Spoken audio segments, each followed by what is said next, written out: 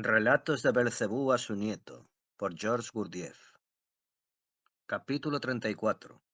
Belcebú en Rusia. Los sucesos que se produjeron durante esta última de mis estancias personales en la superficie del planeta Tierra y que están ligados a la forma normal de existencia será la ordinaria de tus favoritos, así como la cantidad de pequeños incidentes que me revelaron los detalles característicos de su extraño psiquismo, comenzaron así. Una mañana, durante uno de mis paseos a las pirámides, un desconocido de cierta edad cuyo exterior no recordaba en nada el de un indígena, se acercó a mí y después de haberme saludado según la usanza de allá, me dirigió las palabras siguientes. Doctor, ¿podría usted quizás hacerme el favor de aceptarme por compañero durante sus paseos matutinos? He notado que usted se pasea siempre solo por estos lugares. También a mí me gusta mucho venir aquí por la mañana y ya que estoy, como usted, absolutamente solo en Egipto, me tomo la libertad de proponerle mi compañía.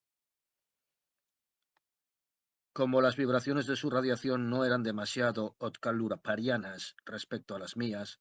es decir, que me parecía simpático, según la expresión de tus favoritos, y como yo mismo ya había pensado establecer con alguien relaciones que me permitieran descansar a veces de un pensar activo por medio de conversaciones en las que daría rienda suelta a mis asociaciones, acepté enseguida su proposición, y desde ese día pasé el tiempo de mis paseos matutinos con él. Después de habernos tratado más, supe de ese extranjero que pertenecía a la gran comunidad que lleva el nombre de Rusia y que era entre sus compatriotas un importante detentador de poder. En el transcurso de nuestros paseos, nuestras conversaciones versaron pronto de preferencia, no sé por qué, sobre la falta de voluntad de los seres tricerebrales y sobre esas indignas debilidades que llaman ellos mismos vicios, debilidades a las que ellos se acostumbran muy rápidamente, sobre todo en nuestros días, y que acaban por convencerse en la sola base en la que se fundan tanto sus existencias como la calidad de sus manifestaciones externas. Un día, durante una de esas conversaciones, se volvió de pronto hacia mí y me dijo, ¿sabe usted, querido doctor, que en mi patria se ha desarrollado y propagado considerablemente en estos últimos tiempos, en todas las clases, la pasión por el alcohol? Y esa pasión, usted no lo ignora, conduce tarde o temprano a formas de relaciones recíprocas que desembocan ordinariamente, como lo muestra la historia, en la destrucción de las costumbres seculares y de las adquisiciones de la sociedad. Por eso es que varios de mis compatriotas de más discernimiento, al darse cuenta por fin de toda la gravedad de la situación que se ha creado en el país, se han reunido recientemente con el propósito de encontrar los medios de conjurar toda consecuencia catastrófica. Para llevar a cabo su tarea, resolvieron acto continuo fundar una sociedad con el nombre de Comité de Protección de la Temperancia del Pueblo y ponerme a mí a la cabeza de esa empresa. Hoy día la actividad de ese comité, encargado de tomar medidas contra esa plaga nacional, está en plena efervescencia. Hemos hecho ya bastante y todavía nos queda bastante por hacer. Reflexionó luego un instante y prosiguió. Ahora, mi querido doctor, si usted me pide mi opinión personal sobre los resultados que uno puede esperar de nuestro comité, hablando francamente, aunque soy su director, me vería en apuros para decir cosa buena de ello. En lo que se refiere a la situación general de nuestro comité, no encuentro por mi parte más que con el azar.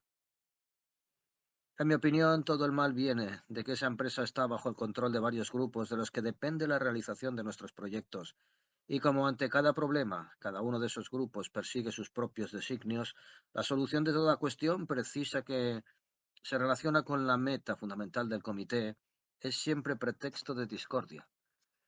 Tanto es así que en lugar de mejorar las condiciones que permitirían alcanzar efectivamente los objetivos para los cuales ha sido fundada esa obra, tan indispensable para mi querida patria, los miembros del comité dejan día tras día multiplicarse entre ellos toda clase de malentendidos, de asuntos personales, de maledicencias, de intrigas, de perfidias y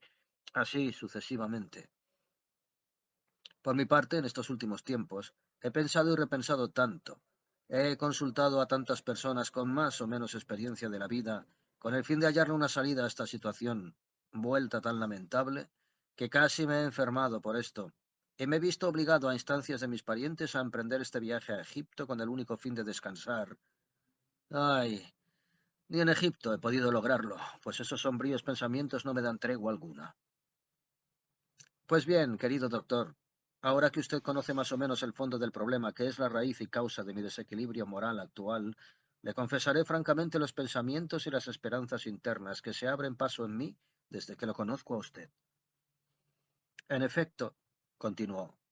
en el curso de nuestros largos y frecuentes intercambios sobre los funestos vicios de los hombres y sobre los medios de librarlos de ellos, me he convencido plenamente de la sutil comprensión de usted sobre el psiquismo de ellos y la profunda competencia de usted acerca de las condiciones que deban crearse para luchar contra su debilidad. Por eso es que lo considero a usted como el único hombre capaz de ser una fuente de iniciativa para organizar la actividad del comité que hemos fundado contra el alcoholismo y dirigir su aplicación en la vida. Ayer en la mañana me vino a la mente una idea en la que he pensado todo el día y toda la noche, y finalmente resolví preguntarle lo siguiente. ¿Consentiría usted en ir a mi tierra, Rusia, y después de haber visto en el lugar todo lo que se hace allá, aceptaría usted ayudarnos a organizar nuestro comité de tal forma que aporte realmente a mi patria los beneficios para los cuales fue fundado? Y agregó, el justo amor de usted por la humanidad me da valor para dirigirle esta petición y la certidumbre de que usted no rehusará participar en esa obra, de la cual depende tal vez la salvación de varios millones de hombres. Cuando ese simpático ruso terminó de hablar, reflexioné un instante y le respondí que con toda probabilidad aceptaría su proposición de ir a Rusia, ya que ese país podría también convenir a mi meta principal. Le dije, actualmente tengo una sola meta, que consiste en elucidar a fondo, en todos sus detalles, las manifestaciones del psiquismo humano, tanto en los individuos aislados como en las colectividades. Pues bien, para estudiar el estado de las manifestaciones del psiquismo en las grandes colectividades, Rusia me convendrá muy bien, pues esa enfermedad que es la pasión por el alcohol está propagada en su tierra, en casi toda la población, tal como he comprendido en el curso de esta conversación. Y así tendré la posibilidad de hacer frecuentes experimentos en tipos variados, tomados ya sea aisladamente, ya sea en masa.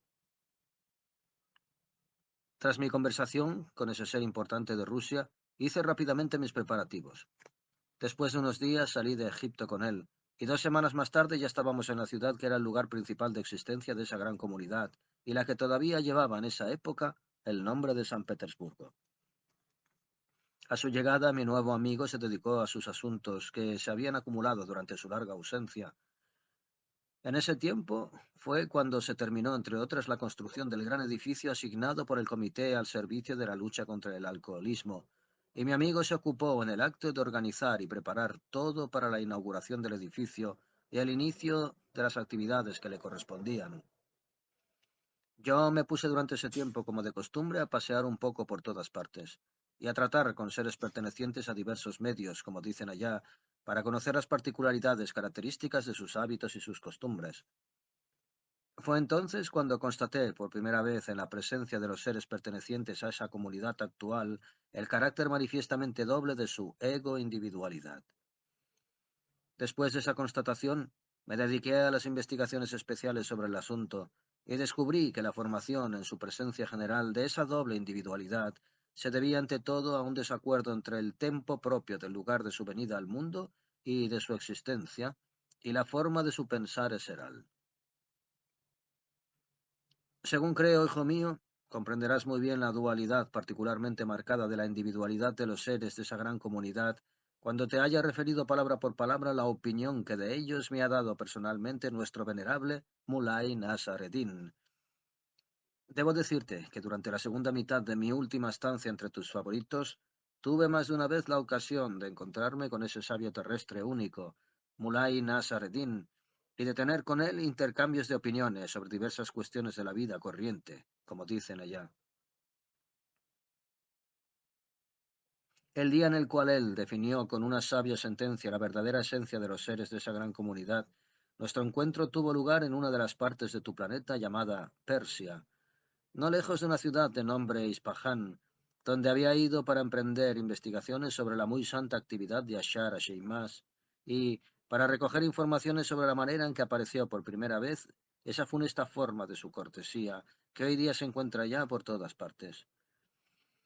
Antes de llegar a Ispahan, yo sabía ya que el venerable Mulay había partido para la ciudad de Talayalnicum a visitar al yerno de la hija mayor de su padrino.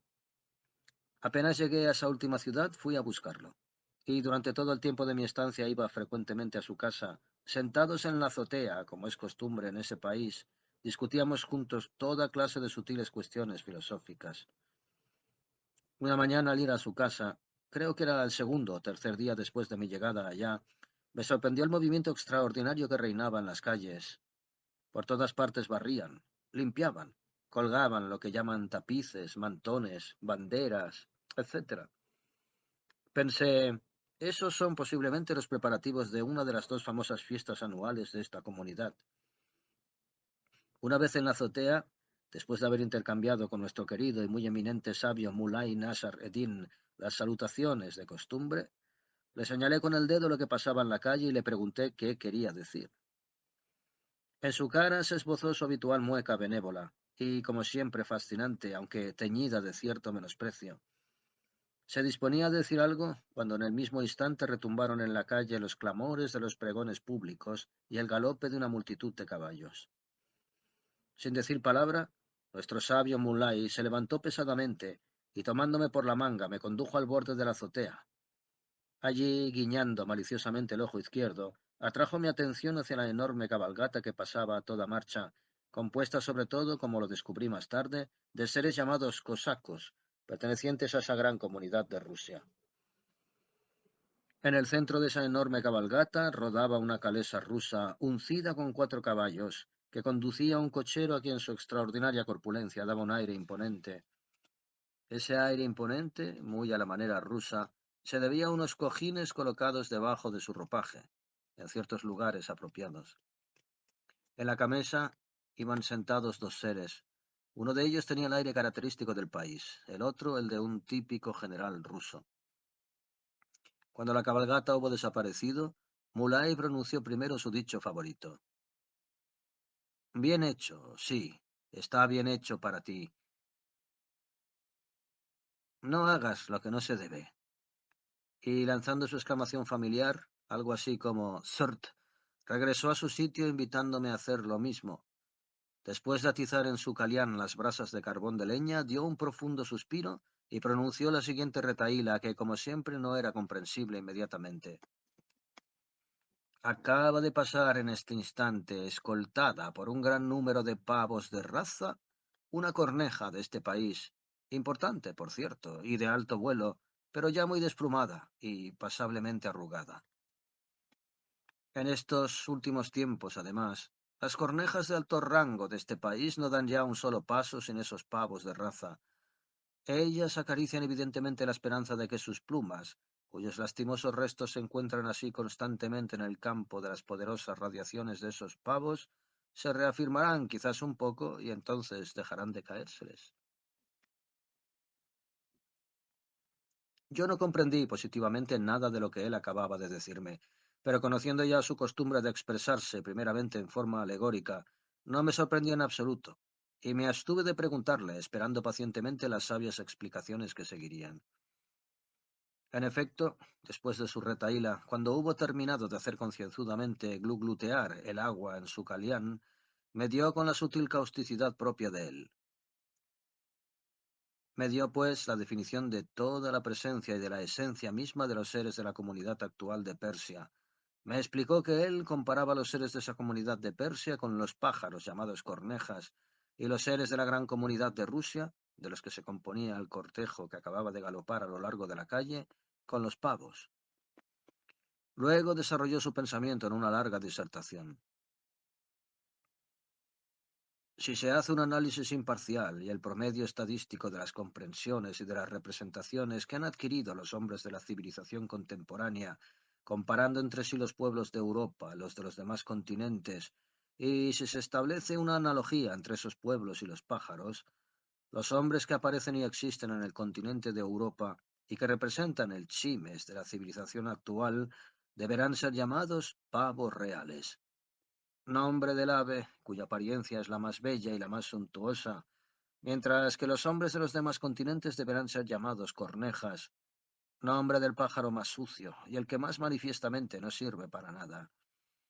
Pero en cuanto a aquellos de nuestros contemporáneos que encuentran reunidas en el continente de Europa las condiciones necesarias para su aparición y luego para su formación, pero más tarde existen y por consiguiente son rellenados en otros continentes, e inversamente aquellos que vieron la luz en otro continente y son rellenados bajo las condiciones reinantes en el continente de Europa, no podrían ser comparados mejor que con el pájaro pavo. Mejor que ningún otro pájaro, el pavo representa algo que no es ni carne ni pescado, sino que es en sí, como se dice, una mitad y cuarto más tres cuartos. Los mejores representantes del pavo son los habitantes actuales de Rusia, y es precisamente de volátiles de ese género que estaba escoltada esa corneja, una de las más importantes del país, que acaba de pasar como una tromba ante nosotros. Y verdaderamente esos rusos corresponden de manera ideal a ese original pájaro pavo, como voy a demostrártelo. Puesto que ellos han visto la luz y se han formado en el continente de Asia y sobre todo tienen una herencia pura, tanto orgánica como psíquicamente, forjada en el curso de muchos siglos en las condiciones de existencia que reinan en ese continente, poseen bajo cualquier punto de vista naturalezas de asiáticos y por consecuencia deberían ser también ellos cornejas, pero como ellos se afanan mucho en estos últimos tiempos por convertirse en europeos y con ese fin se rellenan lo mejor que pueden, cesan poco a poco de ser cornejas. Y puesto que, según ciertos datos obviamente conformes con las leyes, no pueden sin embargo transformarse en verdaderos pavos reales, de ahí que tras haber dejado tras sí a la corneja, sin alcanzar todavía al pavo real, son, como ya he dicho, unos perfectos pavos. Por cierto, el pavo es un ave muy útil desde el punto de vista doméstico, pues su carne, a condición, claro está, de que se mate al animal de la manera requerida, tal como los pueblos antiguos aprendieron a hacerlo gracias a una práctica secular, es mejor y más gustosa que la de todas las demás aves. Por el contrario, en vida, el pavo es un pájaro extraño, de un psiquismo muy particular, que desafía toda comprensión, aún aproximada, sobre todo por parte de los nuestros, con su razón medio pasiva. Uno de los numerosos rasgos específicos del psiquismo del pavo es que esa extraña ave considerada y considera como indispensable, no se sabe por qué, fanfarronear siempre. Así que sin ton ni son se pavonea muy a menudo. Fanfarronea y se pavonea hasta cuando nadie lo mira, bajo el único efecto de su imaginación y de sus estúpidos sueños. Dicho esto, Mulay Nasar Eddin se levantó lentamente, pesadamente, pronunciando de nuevo su frase favorita. Bien hecho, sí, te lo mereces. Y añadiendo esta vez, no te quedes sentado donde no debes, me tomó del brazo y descendimos juntos de la azotea. Aquí, mi querido niño, sin dejar de rendir homenaje a la sutileza del análisis psicológico de nuestro muy sabio Mulay Nasar Eddin, hay que decir en justicia que si esos rusos se han convertido en unos pavos ejemplares, la falta es, ahí también, únicamente de los seres de la comunidad de Alemania. Y la falta de esos seres de Alemania es no haber tomado en cuenta, cuando inventaron sus famosos tintes de anilina, una de las particularidades específicas de esos colores. El hecho es que, por medio de esos tintes de anilina, todo color natural puede ser cambiado en cualquier otro, con la excepción de uno solo, que es el verdadero color negro natural. Y fue esa imprevisión de los seres germánicos lo que acarreó a los pobres rusos esa escandalosa desgracia. En efecto, contra todo lo que se esperaba, las plumas de las cornejas, que son teñidas por la naturaleza de verdadero color negro, no pueden ser reteñidas jamás de otro color, ni aun con la anilina de su invención. Y esas pobres cornejas rusas no pueden por consiguiente de ningún modo transformarse en pavos reales. Pero lo peor es que, habiendo dejado de ser cornejas y no siendo todavía pavos reales, se convierten, quiéranlo o no, en pavos, expresión ideal de lo que nuestro querido maestro formula así: una mitad y un cuarto más tres cuartos. Así, gracias a la sabia definición que me dio en personal el venerable Mulay Nasar Eddin, comprendí claramente por primera vez por qué todos los seres de esa gran comunidad de allá poseen, cuando llegan a la edad responsable, una individualidad tan netamente doble. Pero basta de eso. Escucha ahora los acontecimientos en los que hube de participar desde mi llegada a la ciudad principal de la comunidad de Rusia, que llevaba entonces el nombre de San Petersburgo. Como te dije, mientras mi amigo, ese ruso eminente, ponía en orden sus asuntos desorganizados por su ausencia,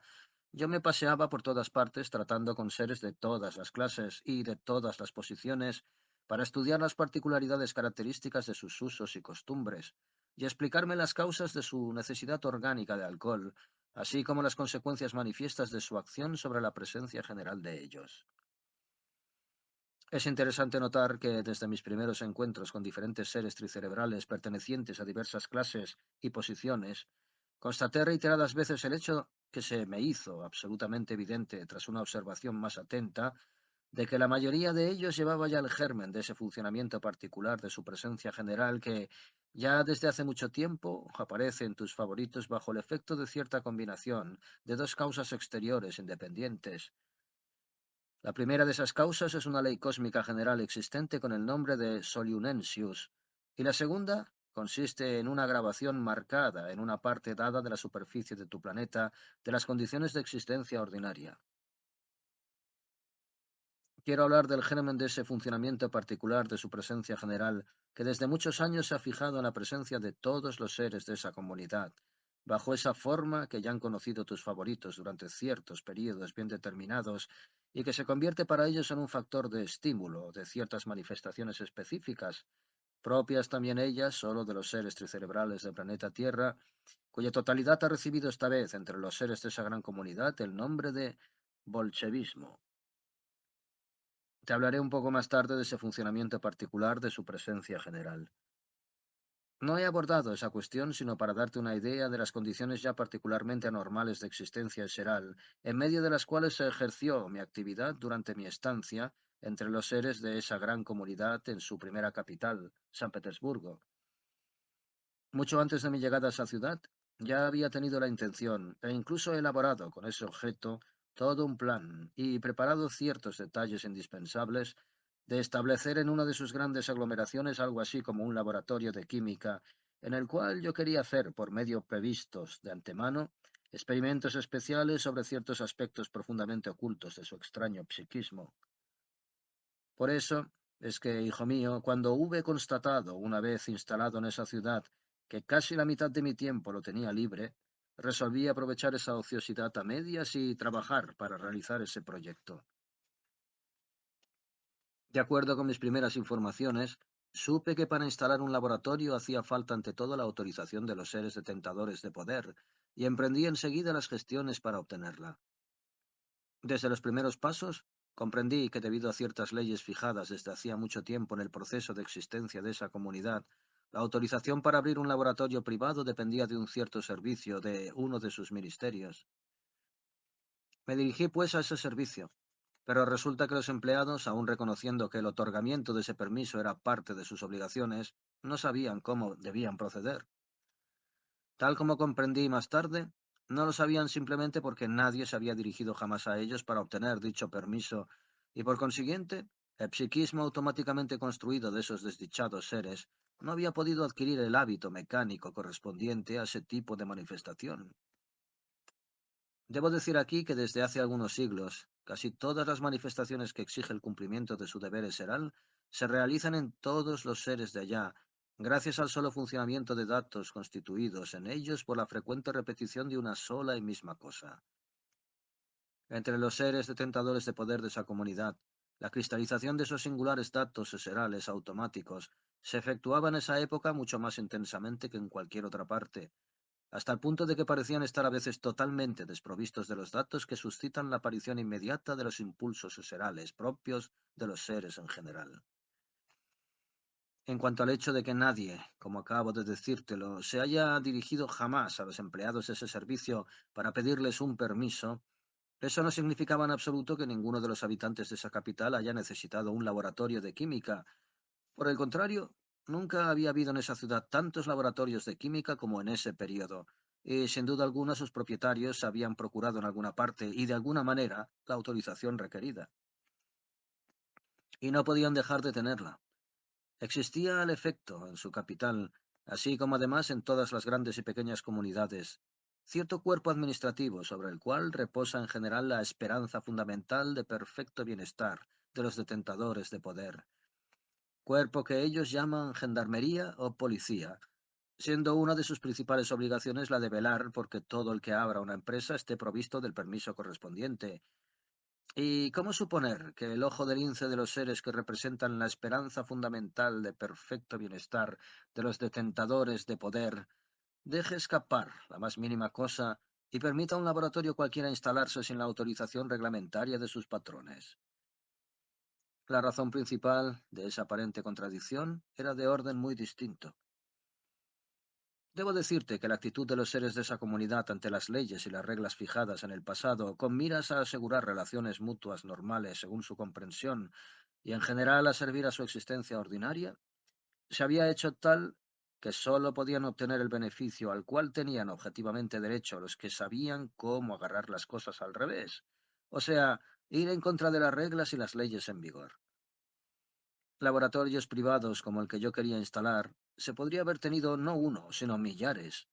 Hubiera bastado conocer las anormales gestiones necesarias para obtener la autorización de abrir ese laboratorio y luego actuar conforme a esas anomalías. Dado el poco tiempo que yo había pasado entre ellos, no había tenido la ocasión de elucidar todas las sutilezas de su existencia seral ordinaria, vuelta, te lo dije, particularmente anormal en esa comunidad.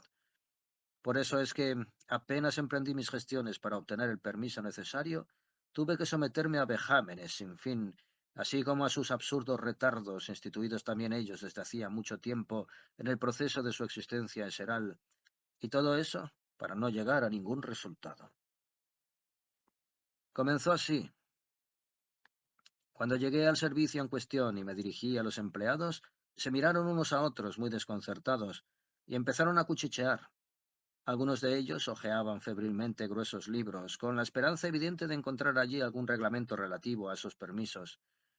Para terminar, su jefe vino hacia mí y con aire importante me rogó que le trajera de otro servicio ciertos certificados de honorabilidad acerca de mi persona. Ese fue el punto de partida de idas y venidas interminables de un servicio a otro, de una administración a otra, de un especialista oficial a otro y así por el estilo.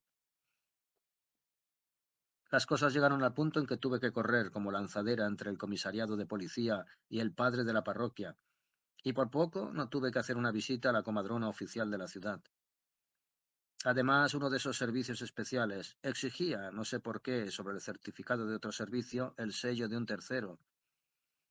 En tal servicio tuve que firmar un papel, en tal otro responder a preguntas que no tenían nada que ver con la química. En un tercero me explicaron con muchos consejos a dónde dirigirme para equipar mi laboratorio, qué medidas tomar para no envenenarme y así sucesivamente. Como supe más tarde, yo había sido recibido sin sospecharlo por un funcionario cuyas obligaciones consistían en disuadir a aquellos que querían instalar un laboratorio de química de realizar tan execrable intención.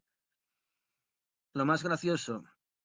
era que para obtener esa autorización había que dirigirse a un funcionario tras otro que no tenían la menor noción de lo que era, en general, un laboratorio. Yo no sé cómo habría terminado todo eso, después de haberme ajetreado en vano durante varios meses, si no hubiese renunciado finalmente a esas estúpidas gestiones. Y renuncié a ello por una razón que no estuvo desprovista de humor. Según los reglamentos de ese absurdo procedimiento, debía obtener de un médico un papel oficial que certificara que el trabajo de laboratorio no haría correr a mi salud ningún peligro. Fui, pues, a un médico oficial, pero cuando estuvo dispuesto a examinarme e insistió en que me desvistiera, con el fin de golpearme por todas partes con su martillito, evidentemente no pude consentirlo. Y no lo podía, porque al desnudarme me habría visto forzado a descubrir mi cola, que yo siempre disimulaba cuidadosamente en tu planeta entre los pliegues de mi ropaje. Tú comprendes bien que si uno de ellos hubiera visto mi rabo, todos habrían sabido que yo no era un ser de su planeta, y se me habría hecho imposible quedarme entre ellos y proseguir los experimentos que me interesaban sobre la extrañeza de su psiquismo. Salí pues del consultorio de ese doctor sin el papel requerido, y por eso fue que a partir de ese día renuncié a toda tentativa de obtener la autorización de instalar un laboratorio privado. Dando vueltas por todas partes, tanto para mi propósito particular como para ocuparme de la autorización requerida, me encontraba a menudo con mi primer amigo, Ese importante personaje, muy ocupado con sus propios asuntos, pero que hallaba tiempo para hacerme una visita o recibirme en su casa. Durante esos encuentros hablábamos casi siempre del alcoholismo en su patria y de los medios de luchar contra ese azote. En cada uno de esos intercambios de opiniones yo adquiría un poco más de experiencia, pues mis observaciones imparciales y mis investigaciones sobre todos los aspectos del psiquismo de los seres de allá cristalizaban sin cesar nuevos datos en mí. Ese ruso eminente atribuía un valor muy grande a mis consideraciones y a mis reparos sobre lo que había sido hecho por el Comité de Temperancia del Pueblo, así como sobre sus proyectos, y estaba sinceramente entusiasmado por la justeza de mis observaciones. Al comienzo, todas mis sugerencias que él exponía en las asambleas generales del comité eran siempre adoptadas y realizadas, pero cuando algunos de los participantes se enteraron por casualidad de que la iniciativa de numerosas medidas realmente útiles venía de un doctor extranjero que ni siquiera era europeo, todas las intrigas y trampas habituales empezaron de nuevo a más y mejor. Los responsables de todos los malentendidos que acarrearon el fin lamentable de la importante institución que era ese comité, creado para el bien de todos los seres tricerebrales de esa comunidad de numerosos millones de seres, fueron como siempre y dondequiera los seres sabios de nueva formación. El hecho es que entre el número de miembros principales de esa nueva institución se encontraban, a instancias de algunos detentadores hereditarios de poder, varios sabios médicos. Estos se contaban entre los líderes de ese comité porque, en la presencia de los seres detentadores hereditarios de poder de ese período, se había fijado definitivamente para convertirse en parte integrante de su esencia ese soberano maestro interior tan funesto para los seres tricerebrales de la Tierra y que se ha vuelto para esos desdichados el propósito y la razón misma de su existencia, el autotranquilizador. De modo que, con el fin de evitarse el más mínimo esfuerzo, Seral insistieron absolutamente en que esos sabios médicos fuesen integrados a esa gran institución de importante alcance social. En estos últimos tiempos, los sabios en nueva formación son en la mayoría de los casos seres de esa profesión. Y hay que recordar que cuando esos sabios de nueva formación llegan ellos mismos a ser detentadores de poder y ocupan, por casualidad, importantes puestos responsables en el proceso de existencia ordinaria, son el origen de malentendidos de toda clase, mucho más a menudo todavía que los detentadores de poder hereditarios. Son el origen de malentendidos porque en su presencia se combinan entre sí, de cierta manera, las características que se hicieron propias de tres diferentes tipos contemporáneos de tus favoritos: los seres detentadores de poder, los sabios de nueva formación y los médicos profesionales. Así que, hijo mío, por la iniciativa y la insistencia de varios seres detentadores hereditarios de poder de esa comunidad, que aunque exteriormente seguían siendo detentadores de poder, interiormente no eran más que relojes de arena vacíos o globos desinflados, se llamó para realizar esa labor tan seria de salvar varios millones de sus semejantes a esos auténticos pavos rellenos, o como habrían dicho ellos, a esos advenedizos. Mientras esos advenedizos, llegados al poder por casualidad, se limitaron a manejar entre ellos las mezquinas intrigas que les son propias, no fue sino un mal a medias para la obra común, pero cuando como resultado de maniobras de toda clase se hubieron extendido sus intrigas a todos los miembros del comité, y cuando ellos se hubieron dividido, como siempre, en varios clanes, costumbre ampliamente difundida ya y que entorpece la realización de toda obra útil,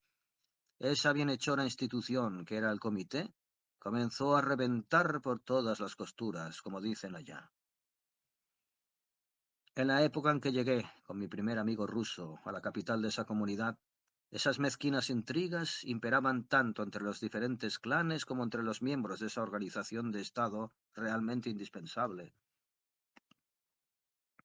Cuando esos advenedizos llegados por casualidad al poder supieron que la mayoría de los consejos y las sugerencias destinados a mejorar su organización venían de mí, un profesional como ellos, pero que no pertenecía a lo que se llama su corporación, comprendieron que sus maniobras y sus intrigas no tendrían ninguna importancia para mí, y las dirigieron contra aquel a quien ellos habían puesto a la cabeza de su comité. Es interesante notar, a propósito de eso, que si los datos necesarios para los diversos impulsos serales indispensables están débilmente cristalizados en la presencia de esos profesionales contemporáneos, por el contrario, por una razón u otra, Los datos que determinan el impulso llamado esprit de corps o solidaridad se cristalizan y funcionan muy fuertemente entre ellos. Así que, hijo mío, mientras ignoré la necesidad imperiosa que tenían los seres poseedores de poder de esa comunidad de ocuparse de intrigas y de maniobras, o como lo dicen ellos a veces, de hundirse unos a otros, continué esperando. Y esperé pacientemente el momento en que unas condiciones favorables me dieran al fin la posibilidad de realizar mi principal designio, es decir, dedicarme a investigaciones experimentales sobre el psiquismo de los seres terrestres tomados en masa.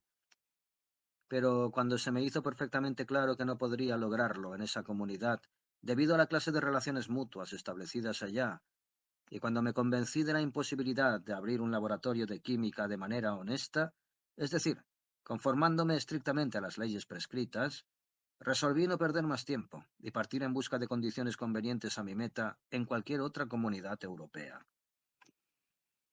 Cuando mi primer amigo, ese alto personaje ruso, supo mi decisión, se mostró muy entristecido, como sucedió además con varios otros rusos que deseaban realmente el bien de su patria y habían tenido tiempo de convencerse de que mi saber y experiencia habrían podido ser muy útiles para su meta fundamental.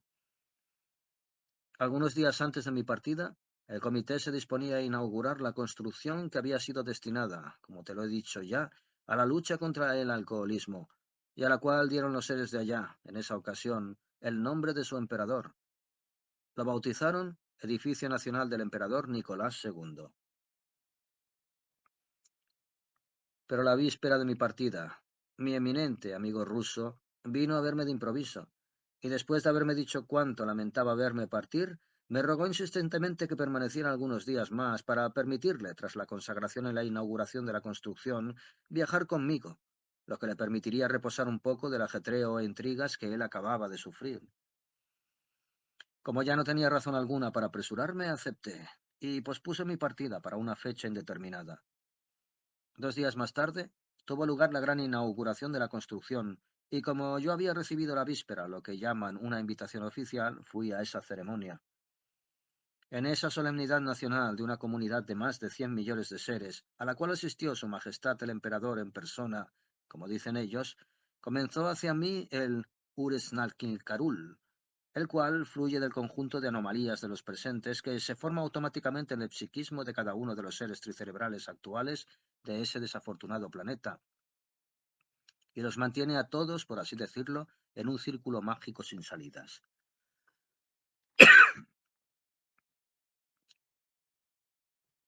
Los acontecimientos que siguieron sucedieron en este orden.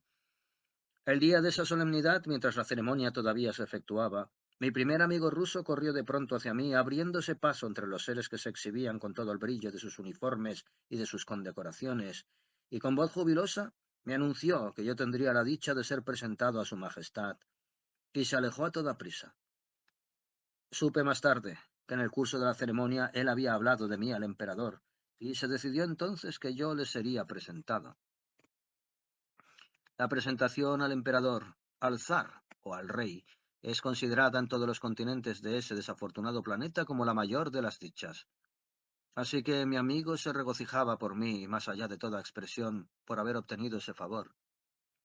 Él contaba seguramente con brindarme así un placer muy grande, y a la vez tranquilizar su conciencia, ya que se consideraba como responsable de mi infructuosa estancia en esa capital. Después de ese suceso pasaron 2 días. En la mañana del tercer día, mientras casualmente miraba por la ventana de mi apartamento, me impresionó el movimiento desacostumbrado que reinaba afuera. Por todas partes limpiaban, por todas partes barrían, mientras numerosos gendarmes y policías recorrían la calle de arriba a abajo.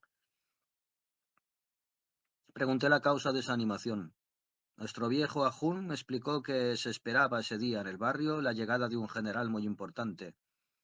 Ese mismo día, en la tarde, estaba sentado en casa, conversando con un recién conocido mío, cuando el conserje del edificio corrió hacia mí, todo agitado y desconcertado, y exclamó tartamudeando: Su excelencia. Pero no tuvo tiempo de terminar, pues su excelencia misma ya entraba. Cuando el pobre conserje lo vio aparecer, se quedó como fulminado, y al recobrar su compostura salió velozmente a reculones. Su noble excelencia, con una sonrisa amable, Impregnada, sin embargo, con la arrogancia característica de los seres detentadores de poder de esa comunidad, vino hacia mí, a la vez que miraba de reojo con gran curiosidad los objetos antiguos que tenía yo en mi habitación, y estrechándome la mano de una manera especial, se sentó en mi sillón favorito. Tras lo cual, y siguiendo su examen de los objetos antiguos, dijo: Dentro de 1 o 2 días usted será presentado a nuestro augusto monarca, y como soy yo quien está encargado de esa clase de asuntos, he venido a explicarle cómo deberá comportarse usted en esa circunstancia capital de su vida. Dicho eso, se levantó de pronto y acercándose a una estatuilla china de obra muy antigua, colocada en un rincón de la habitación, exclamó con admiración espontánea que invadía toda su presencia: ¡Cuán bella es! ¿Dónde ha encontrado usted esa maravilla de sabiduría antigua? Y sin dejar de mirar la estatua y de entregarse a su admiración, o para ser más exacto, de identificarse con ella con todo su ser, prosiguió: Yo mismo me intereso mucho en todas las artes antiguas, pero siento preferencia por el arte chino. 3 de las 5 habitaciones reservadas para mis colecciones están llenas únicamente de obras de arte de la vieja China. Mientras seguía hablando con el mismo fervor de su pasión por las obras de los antiguos maestros chinos, volvió a sentarse sin ceremonia en mi sillón, y se puso a discurrir sobre las antigüedades en general, sobre su valor y sobre los lugares donde se las puede hallar. De repente, en medio de la conversación, sacó precipitadamente su reloj de bolsillo, le echó un vistazo maquinal, se levantó de un salto y me dijo: ¡Qué fastidio! Me veo obligado a interrumpir este intercambio tan interesante porque tengo que apresurarme a regresar a mi casa, donde ya probablemente me espera un gran amigo de mi infancia y su encantadora mujer. Viene de la provincia y solo está de paso antes de dirigirse al extranjero. No he vuelto a verlo desde el tiempo en que servíamos en el mismo regimiento. Más tarde, recibimos cada uno un nombramiento diferente. Yo para la corte, él a un puesto civil. Y añadió: En lo que respecta a las instrucciones que he sido encargado de darle a usted y para las que he venido, le enviaré hoy mismo mi edecán. Él le explicará todo, y no lo hará peor de como yo mismo lo habría hecho. Después de lo cual, con aire de importancia febril, se despidió de mí. Y en efecto, la misma noche, como su noble excelencia me había prometido, uno de sus edecanes, que aún era, como dicen allá, un hombre joven, es decir, un ser que apenas acababa de alcanzar la edad responsable, vino a verme. Ese edecán tenía los rasgos específicos bien acusados de un tipo de ser terrestre tricerebral que se encuentra a menudo en estos últimos tiempos entre tus favoritos y que se puede definir muy bien con estas palabras: un hijito de su papá y de su mamá. Al llegar ese hijito de su papá, cuando me dirigió la palabra, se manifestó hacia mí muy automáticamente, según los datos fijados en su presencia general por las reglas de buen tono que le habían sido inculcadas. Pero poco más tarde, cuando se hizo evidente a su extraño juicio el ser al que yo no pertenecía ni a su casta, ni a una casta superior a la suya, y que yo parecía uno de esos seres que, según la comprensión anormal de sus semejantes, apenas están por encima de lo que llaman salvajes, enseguida cambió de tono. Desde ese momento se manifestó hacia mí de nuevo automáticamente, pero según los datos de mando y de conminación, fijados igualmente en la presencia general de aquellos que en esa comunidad pertenecían a la misma casta, y comenzó a mostrarme cómo debía yo entrar, salir y moverme, y qué palabras debía decir y cuándo debía pronunciarlas. Aunque había pasado ya 2 horas mostrándome cómo debía comportarme, declaró que regresaría la mañana siguiente y me encomendó ejercitarme para no cometer equivocaciones susceptibles de conducirme allá donde Macar jamás llevó su becerro. El día de la presentación suprema, como ellos dicen, llegué al lugar de residencia del jefe de esa gran comunidad. Fui recibido en la estación por su alta excelencia en persona, escoltado por 5 o 6 edecanes. Desde ese momento, él se puso a subyugar, sin ninguna participación de su iniciativa subjetiva personal, por supuesto, sino bajo la única dirección del hábito automático adquirido por la repetición de una sola y misma cosa, todas mis partes espiritualizadas y todas las manifestaciones de mi presencia general, tomándolas, por así decir, bajo la tutela de su propio yo. A partir de ese momento, yo tuve, en cuanto a mis manifestaciones exteriores, que bailar al son de su flauta, como diría nuestro venerable Mulay Nasar Eddin. Apenas abandonamos la estación, para sentarnos en la calesa, se puso a explicarme y a indicarme lo que yo tenía que hacer y decir, y lo que yo no debía ni decir ni hacer. En cuanto a la manera en que me lo enseñó y en la que guió mi presencia, un poco más tarde, en la sala donde debía tener lugar la famosa presentación, uno ni siquiera podría hablar de eso en la lengua de Sherezade, menos aún describirlo con la pluma de Don Hijo de Perro. En esa sala, cada uno de mis movimientos, cada uno de mis pasos y hasta el mínimo guiño de mis párpados estaba previsto por adelantado y me eran soplados por ese general importante. Sin embargo, a pesar de toda la absurdidad de esa forma de proceder, si se toma en consideración que el perfeccionamiento de un ser depende de la cantidad y la calidad de sus experiencias interiores, la justicia objetiva me obliga a reconocer que tus favoritos me obligaron esa noche, inconscientemente, por supuesto, a experimentar y a sentir más cosas de las que quizás había experimentado y sentido en el curso de todos los siglos de mis estancias personales entre ellos. Sea lo que sea, al haber aceptado esa famosa presentación con el objeto de observar y estudiar el psiquismo tan singular y tan contorsionado de tus favoritos, debo decir que después de la dura prueba a la que fui sometido ese día, no respiré libremente hasta que estuve en el vagón, cuando mis verdugos, y sobre todo ese general importante, me dejaron por fin solo. Durante todo ese día estuve tan absorbido por el cumplimiento de las innumerables manipulaciones estúpidas que exigían de mí y que me cansaban, debido a mi edad avanzada, que ni siquiera pude reparar en el rostro del desdichado emperador ni en su comportamiento en toda esa comedia. Y ahora, hijo mío, si tú te esfuerzas por asimilar bien lo que voy a comunicarte sobre los acontecimientos que me sucedieron luego y que fueron los resultados de esa famosa presentación a Su Majestad el Emperador, probablemente podrás representarte claramente y comprender bien cómo entre tus favoritos, sobre todo en la gran comunidad de Rusia de esa época, eso que se llama la importancia individual se evalúa y se establece únicamente de acuerdo con efímeros vetro-uretzneles exteriores, como fue el caso para mí en esa circunstancia. Esa costumbre de juzgar los méritos de los seres según sus efímeras apariencias exteriores, arraigándose poco a poco en ellos, no ha cesado de desarrollar y de reforzar su ilusión de que esa apariencia, precisamente, a lo que se reduce la adquisición del ser individualidad, y todos, subjetivamente, no se esfuerzan más que en eso. Por eso es que hoy en día, desde su llegada al mundo, pierden todos poco a poco hasta el gusto y aún hasta el deseo de lo que llaman el ser será el objetivo. Las manifestaciones de esos Vetro Uretzneles hacia mí comenzaron a hacerse sentir desde la mañana siguiente, en el sentido de que todos los datos para una representación eseral de mi personalidad, no hace mucho sólidamente fijados en la presencia de todos los seres de allá que me conocían, habían cambiado bruscamente por el solo hecho de mi presentación oficial, objetivamente funesta, a su más alto detentador de poder.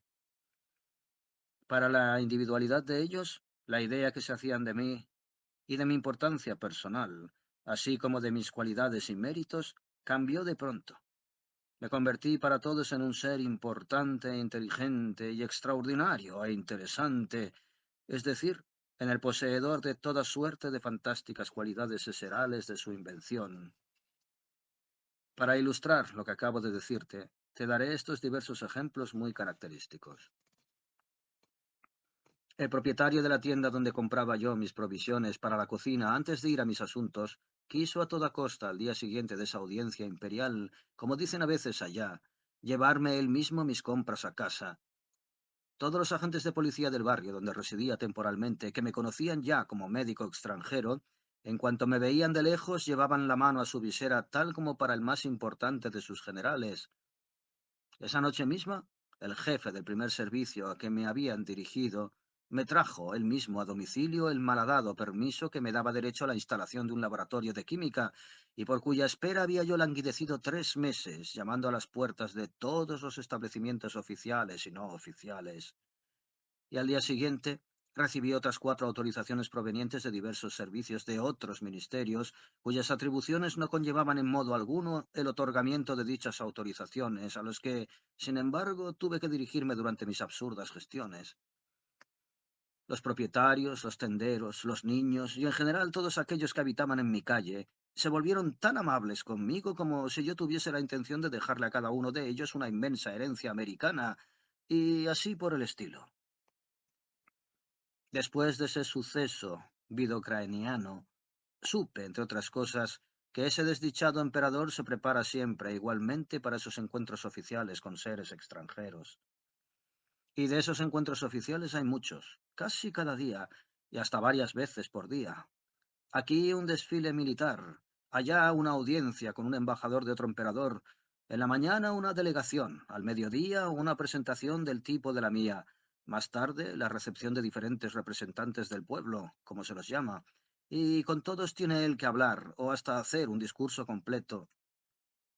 dado que la más mínima palabra de cada uno de esos emperadores terrestres puede tener, y hasta tiene a menudo, serias consecuencias no solamente para todos los seres de la comunidad de la que él es emperador, sino también para seres de otras comunidades. Cada palabra que él pronuncia debe ser examinada en todas sus facetas. Con ese fin, alrededor de esos emperadores o reyes, ya sean por derecho hereditario o por elección, se mantienen cantidades de especialistas elegidos entre los seres tricerebrales ordinarios de allá, encargados de soplarles lo que deben hacer y lo que deben decir y en qué momento preciso. Además, esas indicaciones deben ser dadas de tal manera que los otros no puedan darse cuenta de que su emperador o rey se manifiesta no por su propia iniciativa, sino según la de otro. Para acordarse de todo eso, los emperadores, por supuesto, también deben ejercitarse. Y lo que significa ejercitarse, puedes figurártelo probablemente muy bien después de lo que acabo de relatarte. Yo mismo lo comprendí con todo mi ser cuando me preparé para esa famosa presentación. No tuve que sufrir semejante preparación sino una sola vez en toda mi existencia en su planeta. Que tal preparación sea necesaria cada día y para cada caso particular. Ojalá la suerte le evite esa prueba a quien sea. Por mi parte, no quisiera por nada estar en el pellejo de uno de esos emperadores o reyes terrestres, ni lo desearía a mi peor enemigo, ni aun a los enemigos de mis prójimos. Relatos de Belcebú a su nieto, por Georges Gurdjieff. Después de esa inolvidable presentación suprema, salí pronto de San Petersburgo, y de allí en adelante tuve como lugar de existencia diversas ciudades situadas en el continente de Europa o en otros continentes. Más tarde regresé a menudo, por asuntos muy distintos, a esa comunidad de Rusia, donde se efectuó durante ese período su gran proceso de destrucción mutua y de aniquilamiento de todo lo que habían adquirido antes, proceso que ellos llamaron esta vez, como ya te he dicho, bolchevismo. ¿Recuerdas? He prometido explicarte las verdaderas causas fundamentales de la aparición de ese proceso archifenomenal. Pues bien, como te he dicho, ese fenómeno aflictivo aparece allá bajo la acción de dos factores independientes. El primero es la ley cósmica Solunensius. El segundo, las condiciones anormales de existencia general ordinaria que ellos mismos han establecido. Para que comprendas mejor en qué consisten esos dos factores, te lo explicaré separadamente y comenzaré por la ley cósmica Solunensius. En primer lugar, debes saber que todos los seres tricerebrales, sea cual sea el planeta en que ven la luz y sea cual sea su revestimiento exterior, esperan siempre con mucha impaciencia y alegría las manifestaciones de la acción de esa ley, un poco como tus favoritos esperan sus grandes fiestas llamadas Pascua, Bairain, Zadik, Ramadán, Kayalana y tantas otras. La única diferencia es que si tus favoritos aguardan sus fiestas con impaciencia, se debe a que en sus días santos han adquirido la costumbre de divertirse sin reparos y de embriagarse. Mientras que en los demás planetas los seres aguardan con impaciencia las manifestaciones de la acción de Solunensius, porque gracias a ella, la necesidad de una evolución acelerada en el sentido de una adquisición progresiva de la razón objetiva aumenta de por sí. En cuanto a las causas que desencadenan directamente la acción de esa ley cósmica, difieren según los planetas, pero ellas mismas dependen siempre de lo que llaman el movimiento armónico universal. Y en cuanto se refiere a tu planeta Tierra, lo que llaman el centro de gravedad de las causas, está constituido por la tensión periódica del Sol de ese sistema, provocada a su vez por la acción que ejerce sobre él el sistema solar vecino, existente con el nombre de Valeauto. En este último sistema, el centro de gravedad de las causas Es determinado por la presencia del gran cometa Solny entre sus concentraciones. Debido a ciertas combinaciones del movimiento armónico universal, ese cometa se aproxima a veces en su caída muy cerca de su sol Baleauto, que debe entonces acrecentar fuertemente su tensión para mantenerse en la trayectoria de su propia caída. Esa tensión ocasiona la de los soles pertenecientes a los sistemas solares vecinos, entre los cuales se encuentra el sistema Ors, y cuando a su vez el Sol Ors aumenta su tensión para no modificar la trayección de caída que le es propia, provoca igualmente la tensión de todas las concentraciones de su sistema, entre las que se encuentra el planeta Tierra. La tensión de cada planeta se hace sentir en la presencia general de todos los seres que en él ven la luz y que lo habitan, engendrado siempre en ellos, fuera de todo deseo o intención consciente de su parte,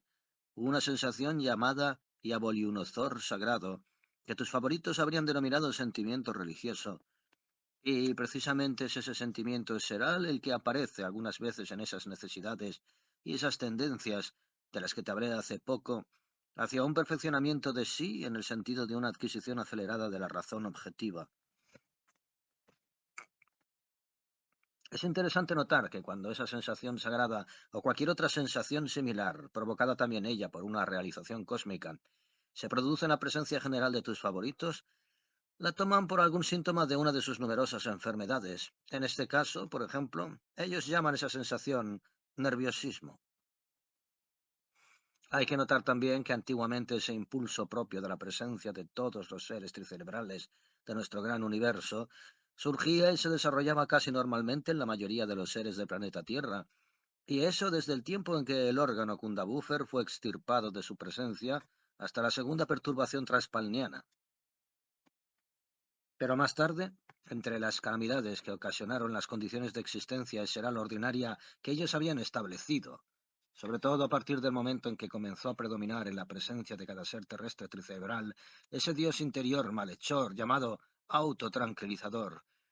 sucedió que bajo la acción del Solinesius surgió entre ellos, en lugar de las necesidades y tendencias hacia un perfeccionamiento de sí acelerado, algo que ellos mismos caracterizan con las palabras necesidad de libertad, y que es la causa principal de aparición de esos aflictivos procesos, el último de los cuales se llama bolchevismo.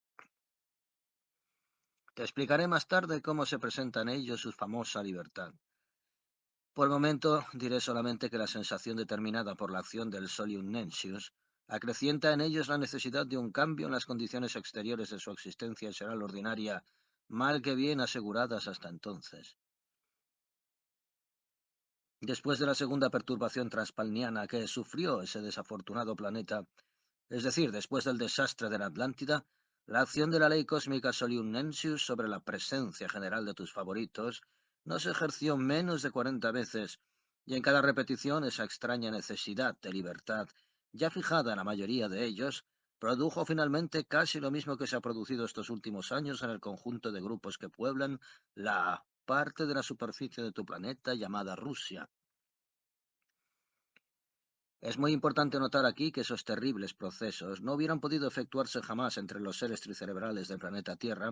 si los datos conservados intactos en su subconsciente para engendrar el impulso seral de conciencia moral objetiva, datos sobre los cuales el muy santo Ashatta Sheimash había sido el primero en dirigir su atención y con los que contó para cumplir su misión, hubiesen tomado parte en el funcionamiento del consciente que se les ha vuelto habitual durante su estado de vigilia. Por el mero hecho de que los datos para el impulso sagrado de conciencia seral no participan en el funcionamiento de su consciente, la acción de la ley Solium-Nensius, así como de otras leyes cósmicas inevitables, toma formas anormales y de lo más lamentable para ellos. En cuanto al segundo factor de aparición de ese proceso, si su origen parte, como ya he dicho, de un conjunto de causas surgidas de las condiciones anormales de su existencia seral ordinaria, la razón fundamental de ello es, una vez más, en mi opinión, esa famosa división en castas que caracteriza sus relaciones recíprocas y que no ha dejado de mantenerse allá, salvo durante el periodo en que los resultados de los muy santos trabajos de Shatta Shamash habían echado definitivamente raíces en ellos. La única diferencia es que, en siglos pasados, la división en diversas castas se efectuaba según la conciencia y por la iniciativa de ciertos individuos aislados, mientras que hoy se efectúa del todo mecánicamente, sin ninguna participación de la voluntad o de la conciencia de quien quiera que sea. Aquí, hijo mío, considero oportuno explicarte algo de la manera y del orden en que tus favoritos están automáticamente divididos en sus famosas clases y cómo se subdividen ellos mismos, más adelante, en castas. Cuando, debido a diversas circunstancias accidentales, un grupo importante de tus favoritos se concentra en algún lugar para organizar allí una existencia en común, algunos entre ellos, en quienes por una razón u otra ya se han cristalizado fuertemente esas consecuencias de las propiedades del órgano Kundabuffer, cuyo conjunto da a su presencia general el impulso llamado astucia, y que por otra parte disponen en ese momento de numerosos medios de intimidación o de armas variadas, se distinguen ellos mismos pronto de los demás seres, se ponen a su cabeza y constituyen el núcleo de lo que se llama la clase dirigente. Y puesto que en todos los seres tricerebrales del planeta Tierra, sobre todo en los de los últimos tiempos, el impulso general sagrado llamado conciencia moral objetiva no participa en el funcionamiento de su consciente ordinario, lo que les quita hasta el deseo de hacer el más mínimo esfuerzo será el consciente, los seres que se han distinguido así para constituir la clase dirigente, aprovechándose de los medios de intimidación en cuestión, obligan a los demás seres del grupo a hacer, en lugar de ellos, incluso esos esfuerzos que todo ser debe absolutamente cumplir en la existencia seral ordinaria. Y como por las mismas razones los demás seres de ese grupo no desean tampoco cumplir personalmente con esos esfuerzos eserales, sobre todo no para otros, pero que al mismo tiempo tienen miedo a esos medios de intimidación, recurren a toda clase de artimañas para descargar sobre los hombros del vecino, como se dice, esos esfuerzos eserales inexorablemente exigidos por los seres de la clase dirigente. De ahí resulta habitualmente que los seres de todos esos grupos se seleccionan poco a poco y se dividen en diferentes categorías según el grado de habilidad de sus artificios. Y la división de los seres en categorías de ese tipo desemboca en las generaciones siguientes en una subdivisión en sus famosas castas. El hecho de pertenecer unos y otros a castas de todo tipo cristaliza en la presencia de cada uno de ellos hacia los seres pertenecientes a otras castas. El dato será el llamado odio, que no se encuentra en ninguna otra parte en ningún ser en todo nuestro gran universo, y que a su vez engendra inevitablemente en su presencia general los impulsos vergonzosos para seres tricerebrales que ellos llaman envidia, celos, adulterio y muchos otros del mismo género. Así pues, hijo mío, esos terribles procesos de destrucción mutua y de aniquilamiento de todo lo que habían adquirido se deben en gran parte a que durante los períodos en los que la acción de la ley cósmica Soliumnensius se hace sentir en su presencia general y que suscita en ellos una necesidad de libertad, la intensidad de acción del dato que engendra sin cesar el impulso de timidez ante los detentores de poder, dato inherente ya a su presencia general, comienza a disminuir automáticamente en ellos mientras aumenta la intensidad de acción del extraño dato eseral que desencadena el odio hacia los seres pertenecientes a otras castas. Por eso dije que su división en castas, que engendra, entre otros resultados, ese extraño dato eseral cuya acción se hace sentir cada vez más, y que se debe, como seguramente tú mismo has podido convencerte por mis relatos, a las condiciones de su existencia eseral anormal, fue el segundo factor de aparición de esos terribles procesos. Esos terribles procesos surgen y se desarrollan habitualmente en el siguiente orden. Todo comienza siempre de la misma manera. Varios seres de uno de esos grupos, en los que se han cristalizado por casualidad más frecuentemente que en los demás los datos que engendran ese extraño impulso hacia los seres de otras clases, y sobre todo hacia aquellos que pertenecen a la clase dirigente, sufriendo la acción del Soliumnensius, ven y sienten más que otros la realidad. Comienzan entonces a berrear, como dicen allá, y esos oradores berreadores se convierten para quienes los rodean en lo que llaman hoy líderes. Luego, bajo el doble efecto de sus berridos y de la acción de la ley cósmica Soliunensius, que se combina normalmente en sus presencias, los demás empiezan a berrear a su vez. Y cuando esos berridos de los seres ordinarios comienzan a retumbar de modo demasiado cacofónico en los nervios afeminados de la mitad izquierda de ciertos detentadores de poder de la comunidad, estos últimos ordenan a quien corresponde untar con lo que llaman la crema escocesa los ombligos de varios de esos berreadores estruendosos, Y entonces es cuando se desencadenan todos esos excesos que por grados llegan al paroxismo, mas, para desgracia de ellos, no los llevan finalmente a nada. Si esos procesos mejoraran siquiera un poco la existencia de los seres de las generaciones siguientes, quizás no parecerían a los ojos de un observador imparcial tan terribles. Mas para desgracia de todos los seres tricerebrales de nuestro gran universo, apenas cesa la acción bienhechora de ese fenómeno cósmico conforme a las leyes, y concluyen esos terribles procesos, la vieja historia recomienza. Su existencia será la ordinaria se vuelve más amarga que antes, mientras se debilita aún más en ellos el sano conocimiento del significado y de la meta de su existencia. Y se debilita, en mi opinión, porque después de esos procesos, los jefes de la antigua clase dirigente son ordinariamente reemplazados por seres provenientes de diversas otras clases. Ahora bien, esas clases jamás han tenido, en la persona de uno de sus representantes de generaciones pasadas o presentes, experiencia alguna de las manifestaciones eserales conscientes o inconscientes que pueda capacitarlos para dirigir los procesos de existencia exterior y a veces hasta interior de los seres que los rodean, quienes, aun siendo sus semejantes, no han alcanzado todavía el mismo grado de razón.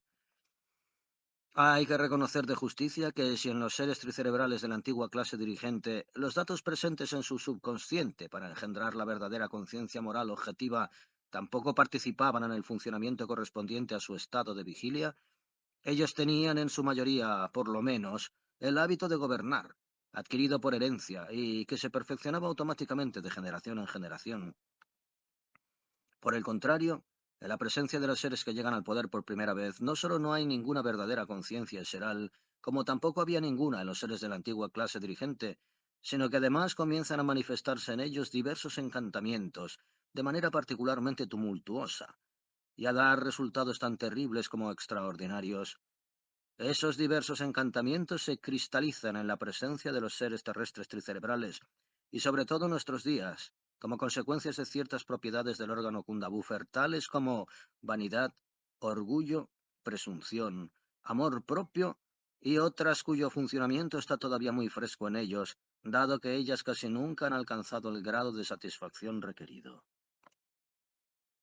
A esos seres terrestres, inopinadamente convertidos en detentadores de poder sin tener el ínfimo dato hereditario correspondiente, aunque solo fuera la facultad automática de gobernar, se les aplica muy bien una de las sentencias de nuestro querido maestro que él formula así. No he encontrado jamás un idiota acostumbrado a caminar en sus viejas pantuflas y que se haya sentido cómodo en nuevos zapatos de moda. Y realmente, hijo mío, cada vez que la acción del Soliunensius cesa en tu planeta Tierra y que tus favoritos reanudan su existencia relativamente normal, bien que mal establecida, los detentadores de poder de última hornada ejecutan esas cabriolas atolondrantes que provocan cada año en este planeta un recrudecimiento de la natalidad de lo que se llaman las babosas, los caracoles, los piojos, las cucarachas y tantos otros parásitos destructores de los bienes de la naturaleza. Ya que he hablado del bolchevismo, te relataré a este respecto, para darte una vez más un ejemplo de la originalidad del pensar eseral de tus favoritos, una de sus cándidas conclusiones no desprovista de humor. Esa candidez, que proviene de un juicio confrontativo demasiado empobrecido, consiste en esto. A pesar de que desde hace 2 siglos todos los sucesos sin excepción que pertenecen al dominio de las relaciones mutuas de los seres ocurren únicamente por sí mismos, sin la más mínima participación del consciente o de la iniciativa de cualquier ser contemporáneo, ellos atribuyen siempre, sin titubeo y hasta con envidia, todos los resultados, buenos o malos, de esos sucesos a tal o cual de sus semejantes. Dicha anomalía, fijada en el conjunto de sus partes espiritualizadas, se debe a razones siguientes. En primer lugar, los datos eserales capaces en su totalidad de engendrar en la presencia de los seres la propiedad llamada presentimiento del porvenir han desaparecido completamente en ellos, lo que les quita la posibilidad de prever, en cualquier grado que sea, los acontecimientos futuros. Por otra parte, con su horizonte limitado y su corta memoria, no solamente no saben ellos nada de lo que pasó mucho tiempo antes en su planeta, sino que hasta no recuerdan lo que acaba de pasar la víspera, o poco menos. En fin, ignoran todo lo de las leyes cósmicas, en virtud de las cuales se desarrollan entre ellos esos lamentables sucesos.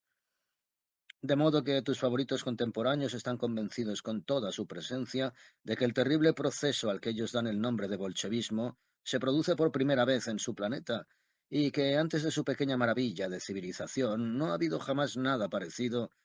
Hasta están persuadidos de que ese proceso se debe a la evolución progresiva de la razón de sus semejantes. La conclusión confrontativa que ellos sacan del desenvolvimiento de los procesos similares que se han repetido tan a menudo en su planeta nos servirá de ejemplo para ilustrar y caracterizar la estupidez y la estrechez fenomenal de sus consideraciones esenciales. De acuerdo con el simple sentido común de todo ser tricerebral, tales procesos no podían dejar de producirse. Desde que me intereso en el extraño psiquismo de tus favoritos y que me aplico a observarlo en todos sus aspectos, he asistido yo mismo a procesos exactamente semejantes que llamaría proceso de destrucción de todo lo que cae en el campo visual más de 40 veces. Es interesante notar que casi la mitad de esos terribles procesos se han producido no lejos de los lugares donde se concentra hoy lo que ellos llaman su existencia cultivada, en la parte de la superficie de tu planeta a la que ellos dan el nombre de Egipto. Y si esos terribles procesos se efectuaron tan a menudo en Egipto, se debe a que durante largos periodos esa parte de la superficie de tu planeta ha ocupado, con relación al movimiento armónico universal general, la posición de centro de gravedad de las radiaciones. Por eso es que la acción de la ley cósmica Solunensius se hizo sentir frecuentemente en la presencia de los seres tricerebrales que la puebla, provocando cada vez en ellos la misma anomalía. Trazando un paralelo entre los datos auténticos relativos a los sucesos que han pasado en Egipto y los que se han fijado a este respecto en las representaciones y la comprensión de casi cada una de los seres responsables formados por su famosa cultura actual y que han sido supuestamente descubiertos gracias a su razón ya perfeccionada, tendremos un ejemplo evidente de los datos a partir de los cuales se constituye su pensar lógico durante su existencia responsable. Además, eso me permitirá subrayar una vez más toda la maleficencia en el sentido objetivo del uso que ellos han establecido definitivamente en el proceso de su existencia ordinaria en provecho de la generación joven y que adornan con los nombres rimbombantes de educación y de instrucción. En efecto, entre las informaciones efímeras y fantásticas cuyo conjunto constituye esa extraña razón que es propia solo de ellos, está incluida la historia de ese Egipto. Esa historia fantástica, evidentemente inventada por algún candidato a la individualidad hasnamusiana, se ha convertido en materia obligatoria en todos los establecimientos de instrucción. Allí la meten a martillazos con otras estupideces del mismo género en las distintas concentraciones destinadas al funcionamiento de percepciones y de manifestaciones espiritualizadas, o como lo habrían dicho ellos, en los cerebros de esos futuros seres responsables. Y cuando esos desdichados se han convertido efectivamente en seres responsables, esas informaciones fantásticas, machacadas a la fuerza, les sirven de base para las asociaciones eserales y para un pensar confrontativo lógico. Por eso es por lo que, hijo mío, en ese desafortunado planeta, todo ser contemporáneo llegado a la edad responsable, en lugar de tener el conocimiento real de los sucesos que han pasado antiguamente en su planeta y que debería poseer como ser tricerebral normal, tiene acerca de todas las cosas, tanto por la noción inconsciente que de ello toma con todo su ser, como por las conjeturas de su razón eseral, un conocimiento análogo al que él tiene de ese Egipto. Por supuesto, gracias a su sistema de educación y de instrucción, cada ser tricerebral supuestamente responsable de ese original planeta conoce la historia de los seres que existían otrora en ese Egipto. Pero ¿de qué manera la conoce? Después de haber asimilado esas informaciones según el método que ellos mismos llamaron machacar, ¿y qué conjunto de representaciones eserales resulta de ello para sus tres partes eserales espiritualizadas? Tú te lo figurarás en dificultad y lo comprenderás claramente por el ejemplo que voy a darte. Casi todos ellos saben que los antiguos egipcios tuvieron 24 dinastías, pero si uno le pregunta a cualquiera de ellos, ¿y por qué tuvieron tantas dinastías?,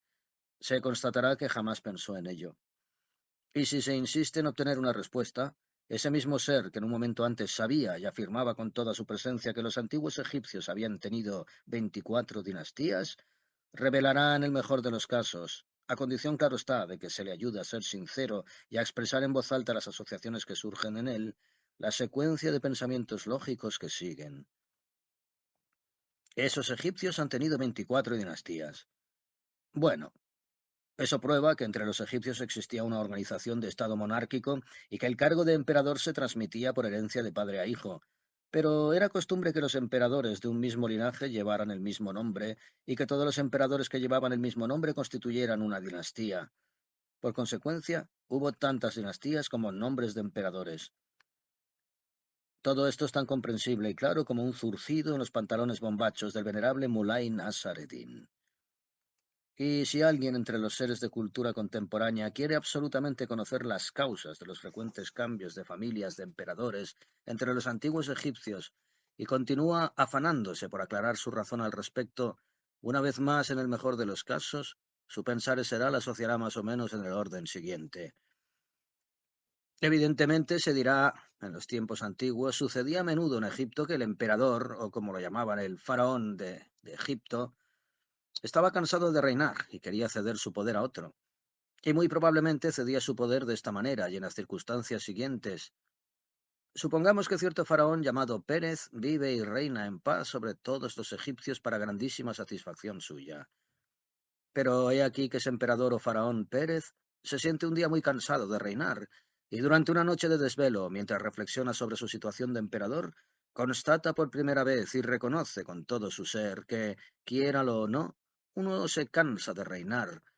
que esa ocupación es al fin y al cabo una broma más bien pesada, y que desde un punto de vista personal no se puede decir que sea de gran utilidad ni del todo segura. El faraón Pérez, penetrado de esa impresión y aprovechando la experiencia adquirida a lo largo de su existencia, decide entonces hallar el medio de persuadir a algún otro para que ese otro lo libre de su indeseable cansancio. Con ese fin invita probablemente a un López cualquiera, hasta entonces desconocido, y muy cortésmente se dirige a él en estos términos. Muy honorable y extremadamente servicial López. Le confieso a usted con toda franqueza, como a mi único amigo y súbdito digno de confianza, que el imperio sobre el cual reino me cansa ya en extremo. Eso se debe quizás a que estoy demasiado fatigado. En cuanto a mi querido hijo y heredero, a quien podría haber legado mi reino, aquí entre nosotros, aunque tiene el aspecto de fuerte y sano, en realidad no es ni lo uno ni lo otro. Usted, padre cuyo amor por sus hijos es bien conocido, me comprenderá, estoy seguro de ello, si le digo que yo quiero profundamente a mi hijo heredero y que no querría verlo reinar y fatigarse como yo. Por eso he resuelto proponerle a usted, precisamente, que es leal súbdito y amigo personal, el ahorrarnos a mí y a mi hijo la tarea de reinar y asumir usted esa alta obligación. Y como ese López, todavía desconocido, evidencia ser un buen muchacho, y como por otra parte al canalla no le falta vanidad, con lágrimas en los ojos y encogiendo los hombros, ya que no ve escapatoria, se deja convencer y desde el día siguiente comienza su reinado. Como el apellido de ese López es diferente, aumenta pues desde la mañana siguiente el número de dinastías egipcias en una unidad. Ahora bien, como numerosos faraones de Egipto se sentían fatigados y por amor a sus hijos no querían que a ellos les sucediera lo mismo, renunciaban a su reinado de la misma manera. Por eso es que hubo tantas dinastías allá. En realidad, el cambio de dinastías en Egipto no se efectuaba tan simplemente, y entre dos dinastías se producían tales perturbaciones que el bolchevismo, en comparación, no es sino un juego de niños. En la época en que el bolchevismo estaba en pleno apogeo, fui varias veces testigo de la sincera indignación de ciertas personas que, por razones evidentemente independientes de ellas, no habían participado en el proceso mismo y por consiguiente podían observar desde fuera a medias conscientemente e indignarse con toda su presencia ante las actuaciones de los seres, sus semejantes, a los que llamaban y llaman todavía hoy los bolcheviques. Según creo yo, no sería inútil decirte al respecto que esa emoción visceral, caracterizada de manera admirable por la expresión indignarse sinceramente en vano, es también ella una de las desdichadas particularidades del psiquismo de los seres tricerebrales que te agradan, y sobre todo hoy día. Esa anomalía psíquica acaba por perturbar en su presencia general numerosos funcionamientos ya desarreglados de su cuerpo planetario y hasta de su cuerpo Kestián, a condición, claro está, de que ese segundo cuerpo seral se haya revestido ya en ellos y que haya alcanzado la individualidad requerida. Y esa anomalía de su psiquismo, que consiste en indignarse sinceramente en vano, o, como dicen ellos mismos, conmoverse sinceramente en vano, deriva a su vez del hecho de que el horizonte seral, así como la sensación instintiva de la realidad en su verdadera luz, propios de todos los seres tricerebrales, han desaparecido desde hace mucho tiempo de su presencia general. Debido a la ausencia de esas dos particularidades en su psiquismo, no pueden sospechar de ningún modo que los seres, sus semejantes, no tienen nada que ver con esos terribles procesos, y que estos últimos se efectúan en su desafortunado planeta por la acción de dos grandes causas inevitables. La primera de esas causas es precisamente la ley cósmica Soliunensius, enteramente independiente de ellos.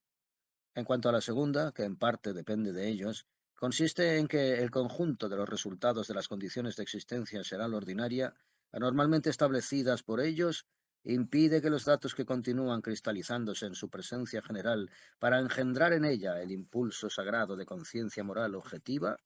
participen en el funcionamiento de su estado de vigilia, dejando entonces que la acción de la primera causa tome esa terrible forma. Como ya he dicho, ellos no pueden figurarse ni comprender, ni aun remotamente, que unas personas aisladas no podrían ser la causa de esos terribles procesos planetarios, que es completamente por casualidad que ellas ocupen ciertos puestos, y que debido a las condiciones de existencia en común ya establecidas allá, el hecho mismo de ocupar esos puestos los obliga a manifestarse en un papel u otro, y los resultados de esos papeles toman ya una forma, ya otra, de acuerdo con una conformidad rigurosa que no depende en absoluto de ellas. Mientras el último de esos procesos, el bolchevismo ruso, estaba en plena acción, los seres de las otras comunidades se indignaron muy sinceramente al enterarse que los seres vueltos supuestamente activos en ese aflictivo proceso habían dado a otros seres ordinarios la orden de fusilar a tal o cual Juan, Jaime o Pablo. Para aclarar mis explicaciones debo decirte que ese proceso se efectúa todavía hoy en una porción relativamente grande de la superficie de ese desafortunado planeta. Y por otra parte, que durante estos últimos tiempos el número de tus favoritos ha aumentado mucho, pero si comparamos el total de seres tricerebrales destruidos en el curso de los procesos precedentes con el del proceso actual, este último parecerá realmente un juego de niños. Para que lo comprendas mejor y compares los procesos anteriores con el bolchevismo de hoy día, te esbozaré dos pequeños cuadros de la historia antigua. Digamos, por ejemplo, de Egipto, puesto que acabo de hablar de él. En el intervalo de dos dinastías de faraones o reyes egipcios se desarrollaba en Egipto un proceso análogo al bolchevismo contemporáneo. El Comité Central de los Revolucionarios anunciaba, entre otras cosas, a la población del país que pronto se iba a proceder a la elección de los jefes de sus grandes y pequeños centros, o como dicen allá, de sus ciudades y pueblos, y que esas elecciones harían según el siguiente principio. Serían elegidos como jefes de ciudades y pueblos aquellos que depositaran en sus urnas sagradas más croanes que los demás. Croanes era el nombre dado a las ofrendas de sacrificio en Egipto.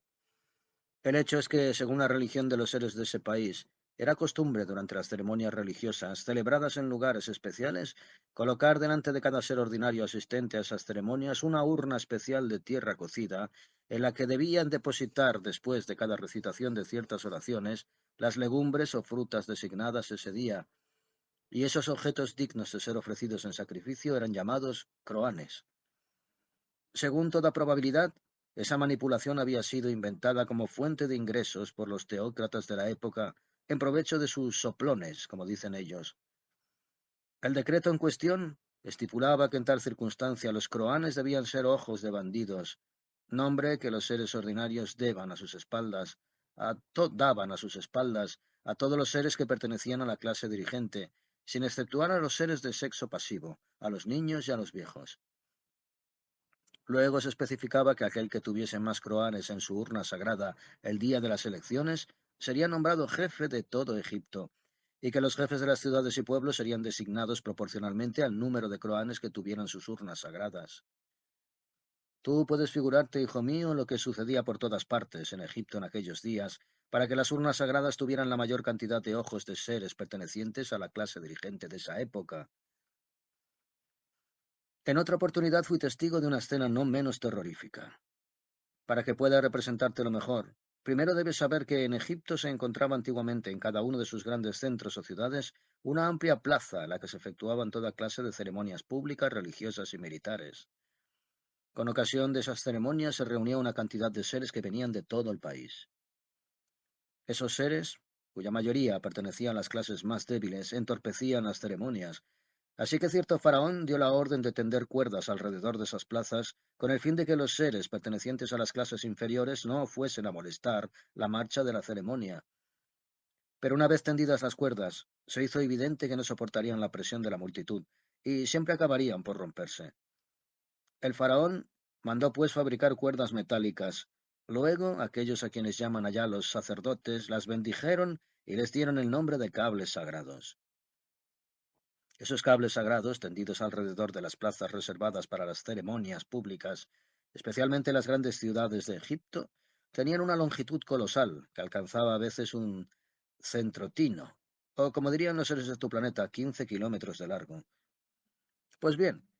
yo fui testigo de la manera en que una turba de seres egipcios ordinarios ensartó en uno de esos cables sagrados, como si fuera un chachlik asiático, los cuerpos de seres pertenecientes a la antigua clase dirigente, sin distinción de edad ni sexo. La misma noche, con la ayuda de 40 pares de búfalos, esa original brocheta fue arrastrada hasta el Nilo, al que fue echada. Asistí a numerosos castigos de ese tipo, ya fuese durante mis estancias personales en la superficie de tu planeta, ya desde el planeta Marte a través de mi gran tescuano. Y tus favoritos actuales, que son de una candidez sin límites, se indignan sinceramente porque los bolcheviques de hoy día han fusilado a tal o cual Juan, Jaime o Pablo. Si uno compara los actos cometidos por los seres tricerebrales de antaño, bajo la influencia de ese estado psíquico, con los de los bolcheviques modernos, hasta se debería alabar a estos últimos y agradecerles el que, a pesar de las diversas consecuencias de las propiedades del órgano Kundabufen inevitablemente cristalizadas en sus presencias, como lo están en general en todos los seres tricerebrales actuales de allá, ellos se hayan manifestado en el momento más intenso, cuando no eran más que marionetas sometidas a la influencia de la ley cósmica Solimnensius, de manera tal que al menos uno podía reconocer los cadáveres de los que ellos habían fusilado precisamente como los de Juan, Jaime o Pablo, y no de cualquier otro. En ese momento de su relato, Belcebú suspiró profundamente. Luego, con la mirada fija en un punto, reflexionó concentrado. Hassin y Ahun, sorprendidos y entristecidos, lo miraban inmóviles en una intensa expectativa. Al cabo de un rato, Hassin hizo una mueca incomprensible. Luego, en un tono de ternura inquietante, se dirigió a Belcebú, todavía sumido en sus pensamientos. Abuelo, querido abuelo, te lo ruego, manifiesta en voz alta las nociones adquiridas en el curso de tu larga existencia, en esa presencia general que me es particularmente querida, pues ellas podrían servirme de base para hallar a la pregunta que acaba de surgir en mi esencia, una solución que ni siquiera puedo representarme aproximadamente, pues no tengo de ella el menor dato de confrontación lógica en ninguna de las partes espiritualizadas de mi presencia general.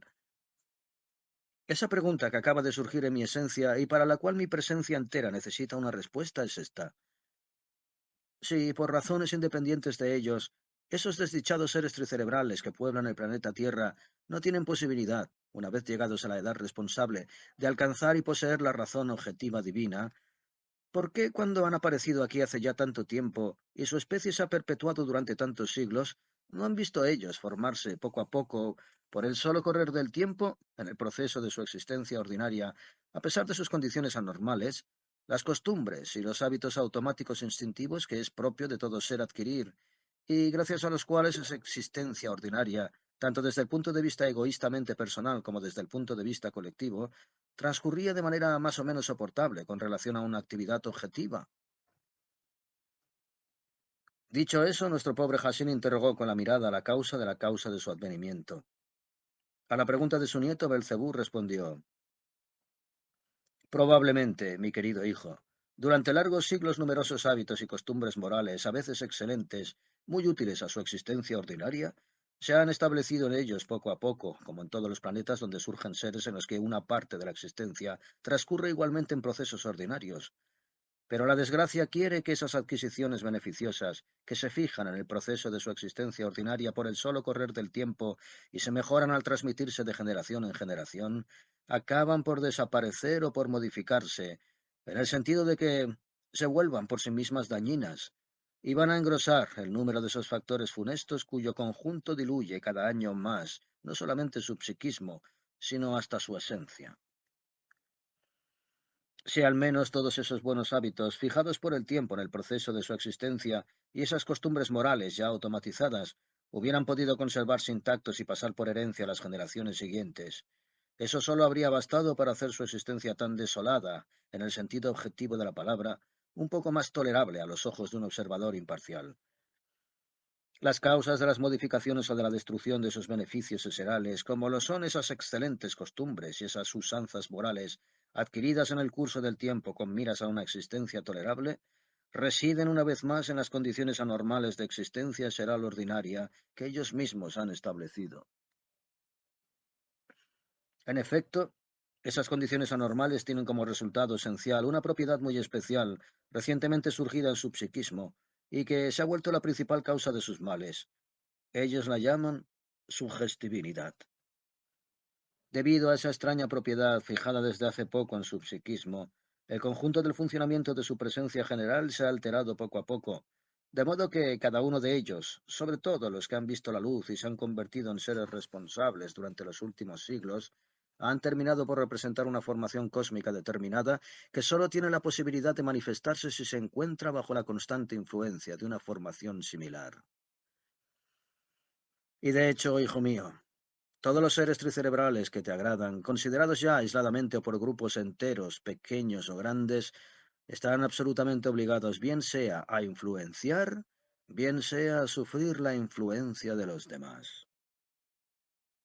Para que te representes mejor y comprendas a fondo de qué manera las costumbres y hábitos útiles a su existencia ordinaria, automáticamente adquiridos en el curso de los siglos, desaparecen sin dejar rastro o son desnaturalizados por causa de esa propiedad de su extraño psiquismo,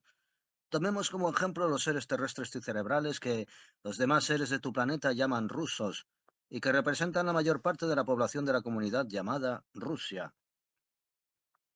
La existencia de los seres que originaron esa gran comunidad actual de allá, así como la de las generaciones que le sucedieron, transcurrió durante numerosos siglos en la vecindad de seres pertenecientes a ciertas comunidades asiáticas que habían conservado por casualidad durante periodos relativamente largos su modo de vida cotidiana y en quienes por consecuencia se habían constituido y fijado por sí mismas en el proceso de su existencia ordinaria, como sucede casi siempre en semejante caso, muchas costumbres excelentes y prácticas morales. De modo que esos rusos que se encontraban a menudo con los seres de aquellas antiguas comunidades antiguas es decir, a los ojos de tus favoritos, y hasta tenían a veces relaciones amistosas con ellos, y adoptaron poco a poco para introducirlas en el proceso de su existencia ordinaria muchas de esas costumbres útiles y de esas prácticas morales. Pues bien, hijo mío, debido a esa singular propiedad de los seres unicerebrales de tu planeta, que apareció y se fijó en su psiquismo poco después de la civilización ticleamuisiana, con una intensidad debida al agravamiento de las condiciones de existencia seral ordinaria que habían establecido ellos mismos, propiedad psíquica que desde el comienzo se hizo inherente a la presencia general de los seres que constituyeron esa futura gran comunidad, ellos se encontraron todos en el curso de estos últimos siglos bajo la influencia de los seres de alguna comunidad asiática. Desde entonces, todo el modo exterior de su existencia ordinaria, toda su forma psíquica asociativa, estaban teñidos por esa influencia. Pues bien, como resultado de un cambio de circunstancias, debido una vez más al proceso de destrucción mutua periódica propio de ese solo planeta, los seres del planeta Tierra que habitaban la parte del continente de Asia que llevaba y lleva todavía el nombre de Rusia, se vieron privados de esa influencia. Como también ellos habían dejado definitivamente de realizar en su presencia general los pactoldeberes eserales, contribuyendo de ese modo al refuerzo gradual de la más funesta propiedad de su psiquismo que se llama la sugestibilidad, se vieron forzados, al no poder llevar por sí mismos una existencia independiente, a someterse a una nueva influencia, la de los seres de diversas comunidades europeas y, sobre todo, de la comunidad que lleva ya el nombre de Francia. Desde entonces, los seres de la comunidad de Francia ejercieron automáticamente su influencia sobre el psiquismo de los seres de la comunidad de Rusia, y estos últimos hasta se esforzaron por imitarlos en todo, de suerte que olvidaron poco a poco todas las excelentes costumbres ya pasadas en su proceso de existencia y las prácticas morales que se les habían hecho inherentes y que habían tomado mecánicamente o medio conscientemente de seres de comunidades asiáticas antiguas para adquirir las nuevas francesas. Entre esos usos y costumbres automáticos que les habían sido transmitidos por los seres de las viejas comunidades asiáticas, había millares de ellos verdaderamente excelentes. Entre esos millares de excelentes usos y costumbres útiles, tomemos dos de ellos como ejemplo. El hábito de masticar lo que se llama el keba después de haber consumido el primer alimento seral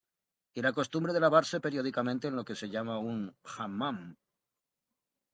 El keba es un mastique a base de diferentes raíces que se mastica después de las comidas y que, por mucho que se mastique, no se descompone jamás, sino que se vuelve cada vez más elástico.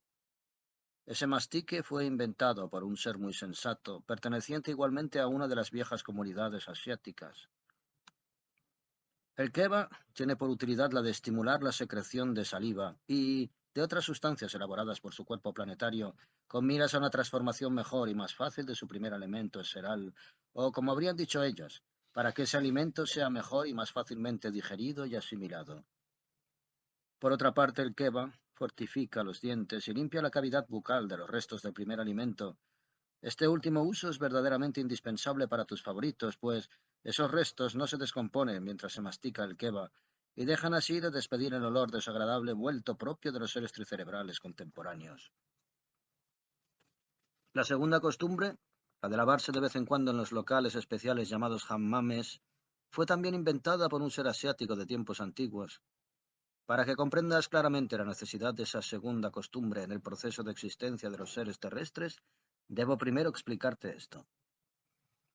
El funcionamiento del cuerpo planetario de los seres de todas las formas de revestimiento exterior está adaptado por la naturaleza de manera tal que el proceso de nutrición del segundo alimento eseral, que tus favoritos llaman respiración, se efectúa en ellos no solamente por los órganos de respiración, sino además por los poros de su piel. Y no solamente penetra el segundo alimento eseral todo fresco en ellos a través de los poros de su piel, sino que algunos de esos poros eliminan los elementos de ese segundo alimento, resultantes de su transformación, que ya no son necesarios al cuerpo planetario. Esos elementos inútiles deberían eliminarse por sí mismos a través de los poros de la piel, al evaporarse poco a poco, gracias a los factores determinados por los procesos que se desarrollan en el medio en que existe el ser dado, tales como los movimientos atmosféricos, los contactos accidentales y así sucesivamente.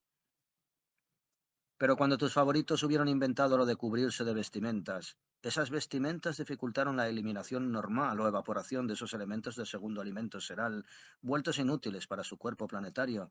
y esas sustancias inútiles, al no tener la posibilidad de evaporarse en el espacio, formaron por condensación al depositarse en ciertos poros de su piel un cúmulo de algo aceitoso.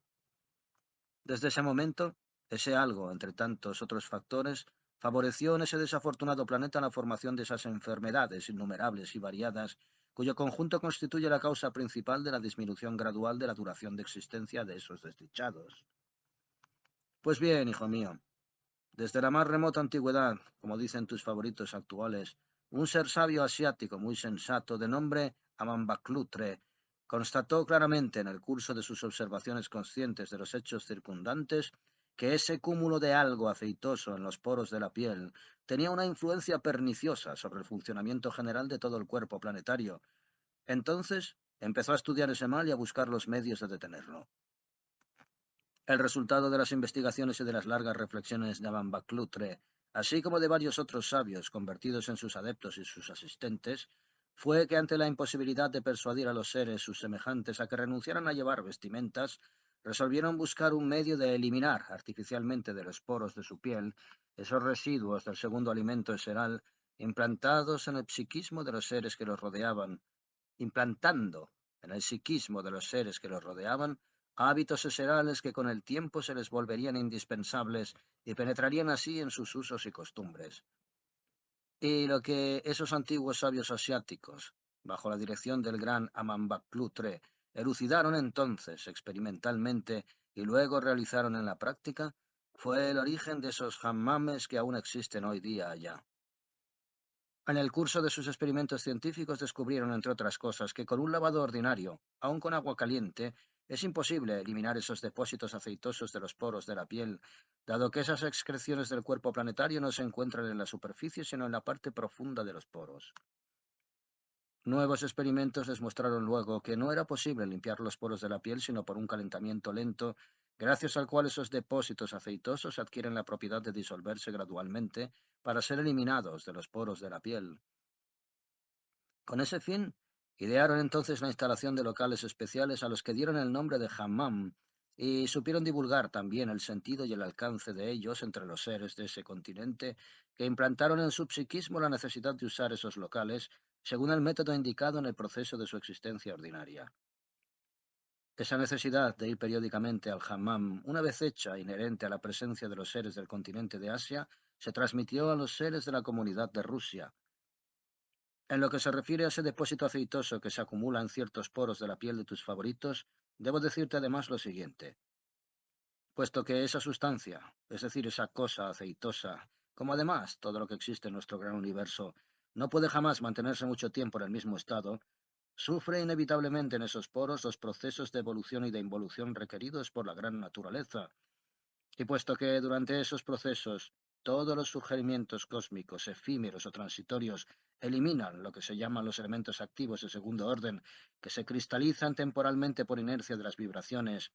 y como esos elementos activos de segundo orden tienen, como cada uno sabe, la propiedad de ser percibidos muy cacofónicamente por los órganos del olfato de los seres, tus favoritos del planeta Tierra, que no usan el jamán, despiden siempre un rastro punilo, o como dicen ellos, un olor que consideran ellos mismos no muy agradable.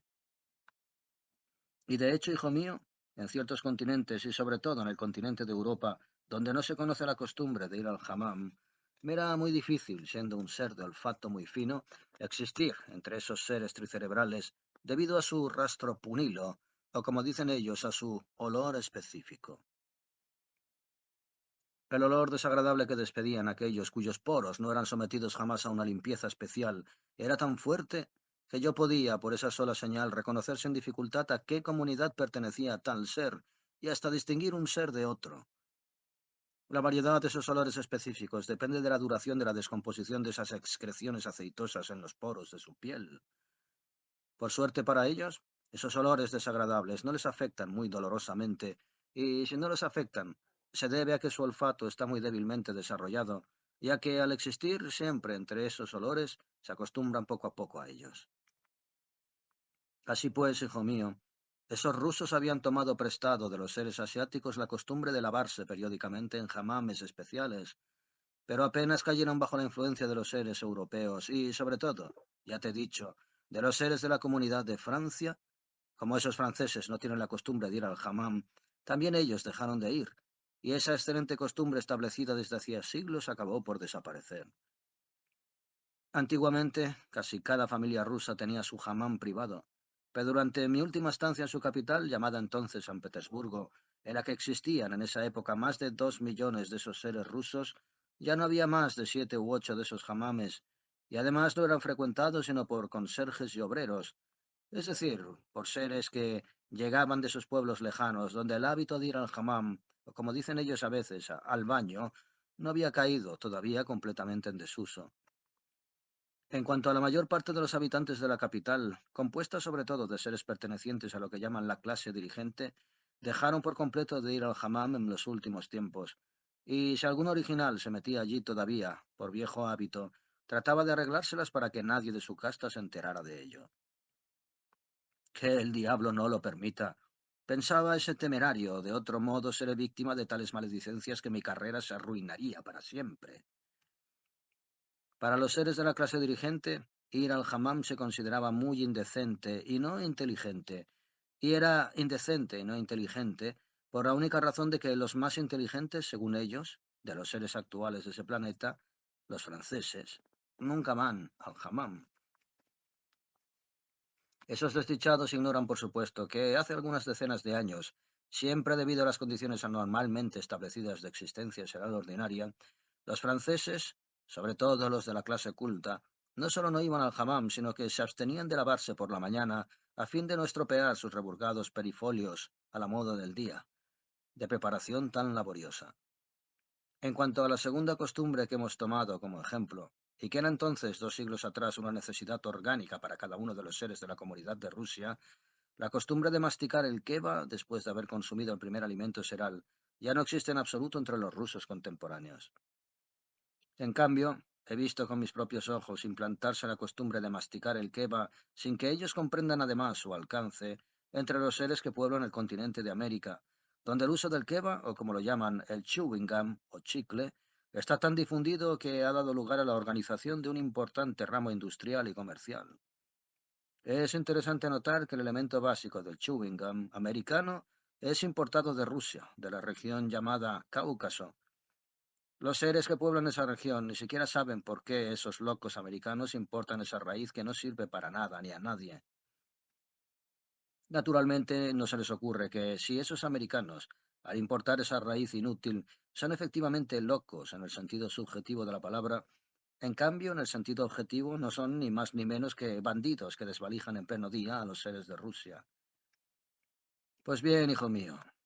muchas otras excelentes costumbres y prácticas morales adoptadas en el curso de los siglos por los seres rusos y ya integradas al proceso de su existencia ordinaria han desaparecido en la misma forma gradualmente en el curso de los últimos 2 siglos, desde que los rusos comenzaron a sufrir la influencia de los seres europeos. En su lugar, nuevos usos y costumbres se han establecido entre ellos, tales como las costumbres de besar la mano a las damas, de no hacer amabilidades más que a las jóvenes, de no mirar a una mujer sino con el ojo izquierdo en presencia de su marido, y así sucesivamente. Debo subrayar aquí, con un impulso de pesar, que los mismos hechos se producen actualmente en el proceso de existencia ordinaria de los seres de todas las comunidades de allá, en cualquier continente que sea.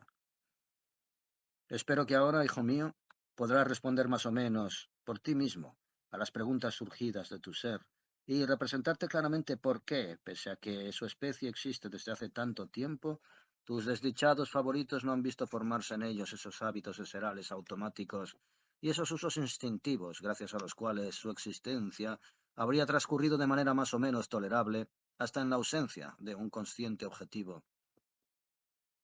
Lo repito. Debido a esa propiedad recientemente fijada en su psiquismo general, se ha vuelto natural, ahora en ellos, como si fuera conforme a las leyes, ya a influenciar a otros, ya a encontrarse bajo su influencia. En ambos casos, los resultados de la acción de esa original propiedad son obtenidos sin ninguna participación de su consciente y ni siquiera de algún deseo de su parte. Gracias a todo lo que acabo de decirte sobre el hecho de que los rusos contemporáneos siguen el ejemplo de los demás y los imitan siempre en todo, podrás comprender claramente hasta qué punto el funcionamiento de los datos propicios a un pensar comparativo lógico ya está desorganizado en la presencia de los seres terrestres tricerebrales. En general, seguir el ejemplo de los demás o dar ejemplo a los demás es considerado y reconocido por todas partes en el universo como del todo razonable, incluso absolutamente indispensable. Y si los seres tricerebrales de la gran comunidad de Rusia siguen el ejemplo de los seres de la comunidad de Francia, es muy sensato de su parte. ¿Por qué no seguir un ejemplo cuando es bueno? Pero debido a esa singular propiedad de su psiquismo, así como a muchos otros rasgos específicos de su extraño carácter, definitivamente fijados en ellos desde que el hábito de realizar a veces los deberes eserales ha desaparecido por completo de su presencia, esos desdichados se han convertido en lo que se llama lamentable cera para modelar, y se han puesto a seguir también el ejemplo de lo que era malo, llegando a rechazar lo que ellos mismos tenían de bueno, por la única razón de que eso no existía entre los demás. Ni siquiera pueden comprender, por ejemplo, que las condiciones de existencia ordinaria de esos franceses habían sido establecidas quizá en forma normal y que por consiguiente no habían tenido todavía tiempo de reconocer la necesidad de lavarse a veces en el hammam y de masticar el keba después de haber usado el primer alimento seral. Pero rechazar así las buenas costumbres que les son propias por la única razón de que no existen entre los seres franceses de quienes siguen el ejemplo, eso es dar prueba ya de verdadera pavomanía. Aunque la original propiedad que acabo de llamar pavomanía se ha vuelto innata en casi todos los seres tricerebrales que pueblan tu planeta, su manifestación y sus resultados se hacen sentir todavía más entre los que pueblan el continente de Europa. Lo constaté y lo comprendí más tarde, cuando dejé San Petersburgo para visitar diferentes países de ese continente, en el que residí mucho tiempo esta vez, contrariamente a lo que había hecho en mis viajes precedentes, porque tuve tiempo para observar y estudiar detalladamente las sutilezas del psiquismo de los seres tomados, ya aisladamente, ya en grupos, en todas las circunstancias posibles. De hecho,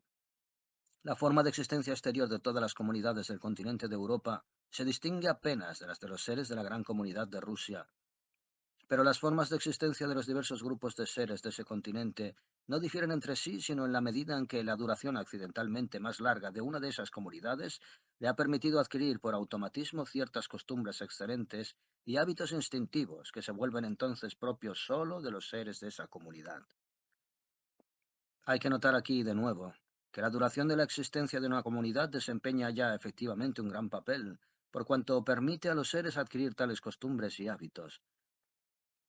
Mas, para desgracia de todos los seres tricerebrales de nuestro gran universo, sea cual sea su grado de razón, la existencia de cada uno de sus grupos ya más o menos organizado es en general muy corta, debido, allí también, a esa destrucción mutua periódica que es su particularidad principal. Desde el momento en que se han establecido en la existencia general de uno de sus grupos excelentes costumbres eserales, ese terrible proceso se desencadena de pronto, aniquilando las buenas costumbres y hábitos adquiridos por automatismo en el curso de los siglos. O bien los seres de ese grupo caen bajo la influencia de los seres de otro grupo que no tienen nada en común con aquellos bajo cuya influencia se encontraban antes. Así, todas esas costumbres y hábitos morales pronto son reemplazados por nuevos, cuya mayor parte son fabricados a prisa y no son buenos, sino para la moda del día, como dicen.